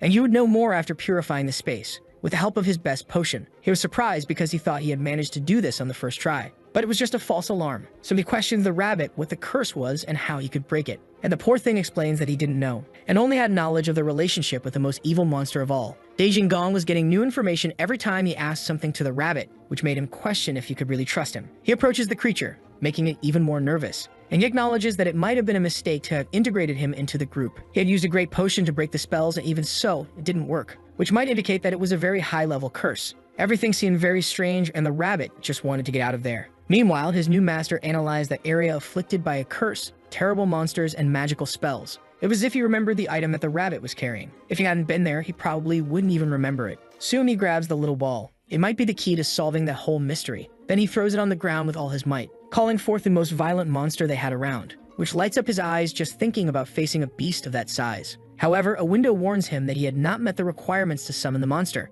and as a penalty, he would lose an item, which leaves the boy very stressed. and causes a huge explosion inside the cave. They're all surprised that it didn't work. While they fly in the air, Gong laments that they were taking one of his items that took so long to acquire, and they are expelled from the cave by force. Now there was no time to think about that, and they needed to regroup on the ground. So he uses his ability to jump, but now he couldn't do that because he no longer had the item he needed for that activity. He is outraged, and luckily, there was a lake nearby, where the team lands without major injuries. Meanwhile, inside the palace, the kid was already tired of hearing his guildmates' complaints. After all, his mother already complained enough for him, and he defended himself against the accusations of having the items stolen. But in reality, he just ended up losing them by accident, to which the boy responds with a slap on the idiot's head. Even so, the kid felt entitled to ask why the other kept bringing up things that had already passed. The blonde elf holds her colleague, saying to let it go because they were dealing with a child after all. Moreover, they were on their way to a very important meeting, and that was not relevant right now. Her words make the boy question if he should kill his colleague because he was already tired of him. Before entering, the boy coughs dryly to announce himself, and he opens the door announcing his arrival as if he were a celebrity. Yujong couldn't believe who they had found, and the other guild leader celebrates the arrival of the future of perverts. But the boy is confused by the number of people there, questioning if he had arrived too early. But that wasn't the case. In reality, everyone had decided to abandon ship, and even the long-haired one explains that he stayed there just to not leave the girl alone. He stands up to approach the kid, and explains that his animal instinct was warning the boy to be careful with the girl in front of him. And then he says goodbye. The girl sighs, saying that Gong was right after all. People only truly understood things when they got beaten up. The mention of that name surprises the kid, and he asks if he had said anything else. And Yujong says that his friend had sent the message to never give up and keep fighting, which cheers the boy up for some reason. Meanwhile, the protagonist was at the bottom of the lake, still stressed because they had taken 2 of his most powerful magic stones, just because he tried to summon a monster, until he received a notification that he had reached the second part of the memory location. And it would show another memory right there. The boy becomes desperate because he needs to breathe, but it wasn't the time. In that same lake, stones are thrown in the direction of the girl who had jumped. The citizens question what I was thinking, but after all, in the end, she was indeed a witch. The girl swam desperately when she was almost hit by a stone that made her head glow with a shimmering green light. When she reached the shore, she wondered where she would go. She received guidance to follow the rain, and thus she would find a place to rest. It was then that she noticed that intense waterfall. Still underwater, the protagonist tried to assimilate all those words. When he reached the surface, he still didn't quite know what everything meant. Squeakers asks where the rabbit was, and the boy didn't know exactly how he managed to disappear, but he would summon him soon. The problem is that in that area, he couldn't use his magic stones. So he tries to gather the group with the help of the system. Now on his board, the rabbit was also present, which meant that our boy had indeed managed to tame the creature. However, he couldn't locate it, which made the boy even angrier since the function was of no use to him. Maybe this was only happening because he switched to another universe too quickly. He wasn't getting many answers in that place, and even glue was still there, which made Gong think that something wasn't working well. He leaves the maintenance room, thinking that he hadn't left the bear alive because he thought it would cause problems later. Suddenly, Squeakers flies towards him, warning him to be careful, because a huge beast was about to jump on his back. However, the porcupine uses one of its abilities to push its master, preventing him from being hit by the guy and by a large explosion that he brought with him. The monster reveals that it didn't believe that little creature managed to stop his great attack, and the protagonist was already tired. Even so, the monster continues its speech about how it thought that the one who struck first always won. But apparently that dungeon had a submarine plug. A beautiful woman comments that the monster transformed into a human. He didn't know who that couple was. Composed of a graceful elf and a mysterious orc. Even though Gong was stronger than the orc and more experienced than the elf, he wasn't a monster. The guy says he was there out of curiosity because he had received a mission out of nowhere. And the girl was also happy to have come because she had been feeling a bit depressed after everyone moved to Astron. It definitely wouldn't be an easy fight this time, because the monster was at level 245, and they had been players since the first day of the other app. Meanwhile, outside, news about the technology company putting artificial intelligence in charge of other games was spreading, and Yujong lamented because it seemed like it wouldn't be the same inside the games anymore. But a headline catches her attention. The Estrom company had admitted that the protagonist was playing, and that leaves her speechless. The developer was on an important phone call, biting his nails because he didn't know how that had happened. The girl had called to find out because he hadn't sent her any news first, and the only thing she had received in the email was useless information. Then the guy explains that many players had contacted to say they saw the boy inside the platform, and thus they concluded that the boy wasn't trapped but was indeed playing the game. And the woman shouts back that the boy had already informed her that this was a mistake and that there was no way our boy could end the game for good. He couldn't help but wonder why he wasn't contacting her if he was really playing that game. And the guy repeats that he had already said that when someone was playing, there was no way to interrupt them no matter how much he wanted to. Moreover, they committed to keeping an eye on the boy. When he tried to argue that everything was fine with the boy's vital signs, he received a shout from Jula questioning why he couldn't add her. And the guy explains that it was probably just because the boy didn't want to be interrupted during his game, suggesting that the boy must like to be alone while he plays. He almost let slip the information about the slime that was following him, and that caught Jola's attention. Even so, she decides to focus on the fact that the guy is alive and just wanted to play solo. Before hanging up, she warns that she would visit her friend the next day, in that case. And before the guy could say anything, she hangs up. He knew that Daejin was capable of playing for months on end, and just as he said, the only person he could trust was himself. Inside the game, the boy recognized that it would be quite difficult to defeat his current enemies. After all, they were very experienced players in that game, and since they weren't like monsters that only had high energy levels, it was better he organized. So he informs his friend that the first target would be the woman, and Squeakers prepares for this attack, although he finds it somewhat dubious. The boy uses his best skills to strike, and in the meantime, the orc makes his attack plan. No, erase that last part, and decides that the best way to win a 2-on-1 fight would be to divide the attention of the other players. When the orc comes in his direction, he quickly counterattacks, but he is thrown through the air like a feather. He didn't know why two players would invest so much in power strength, but it was working. Moreover, their stats and levels in the game were very high. Even the buff rabbit had some hesitation in fighting, but those two were on another level, until our boy manages to surprise the orc, hitting him hard, and nearly makes him fall to the ground. He shouts for Spiker to attack the girl in the meantime, using his fusion ability. He didn't know if that would work, but it was worth a try. And now he was ready to deliver the biggest punch of his life to that opponent, who thought the redhead was quite hot-headed. Even so, he wouldn't give up and strengthens his arm to withstand the impact. And the elf tries to provide support from behind the protagonist, but he doesn't hold back and states that the two were quite predictable, preparing to use the best strategy possible, which reminded him of his early days playing online. His words leave the orc confused, and he throws his weapon at the boy filled with hatred. But the boy is not hit and smiles, asking who would fall for such a worn-out trick, holding the elf in front of him as if she were nothing. He knew he didn't need to worry about other details after the boy let that slip. The man was shocked by this, for he knew that fighting style well. It was Daejin style, and he believed that the protagonist was a monster using that style. He had to admit that they were super interesting elements to have, and at first the orc thought it would just be another random dungeon, and now he was ready to unleash all the hatred he had for the protagonist on that monster in front of him. However, a mission update appears in front of the guy before he proceeds, which also catches our boy's attention, who speculates that Astron's artificial intelligence was also taking care of that game now. The girl confesses that she thought she was going to die at the hands of the redhead while grabbing his arm, because she had taken damage equivalent to an attack from a level 150 monster. But she had experience in being defeated so many times by an idiot she knew very well. The porcupine screams with the girl's approach to his master. Even so, the elf continues her speech, stating that if she were defeated that way again, she should give up playing forever. And then she bursts into an intense light, causing a massive explosion. A system window alerts the redhead that due to the effects of a malignant mind, divine attacks would cause more damage, which makes the boy scream in pain. He definitely didn't expect that sudden attack. Based on his description, here is the continuation of the text following your style. But the elf was already exhausted from having to fight and felt a little better seeing the protagonist struggling. However, her boyfriend shouts for her to stop as the mission had been updated, and hunting that type of monster was forbidden until they could gather the necessary ingredients to summon the boss. There was also a time limit to do this, so they needed to hurry. The word ingredient catches the attention of the redhead, while his friend Squeakers was more focused on the fact that he was still alive. The girl, however, does not let go of the boy. She only diminishes her flame, and questions why that mission had changed so suddenly, and her boyfriend asks her to take a look at the system window. Daejin knew that this was the work of the hedgehog, who was probably thinking he would lose the fight. He even thought about saying something, but first he checked the little window that instructed players to find the boss guarding the relics before users could gather all the ingredients. That was absurd, and it deeply affected the protagonist's ego. He draws the attention of the two fools when they let their guard down, causing an explosion that throws the girl far away. If Daejin couldn't play because of the mission update,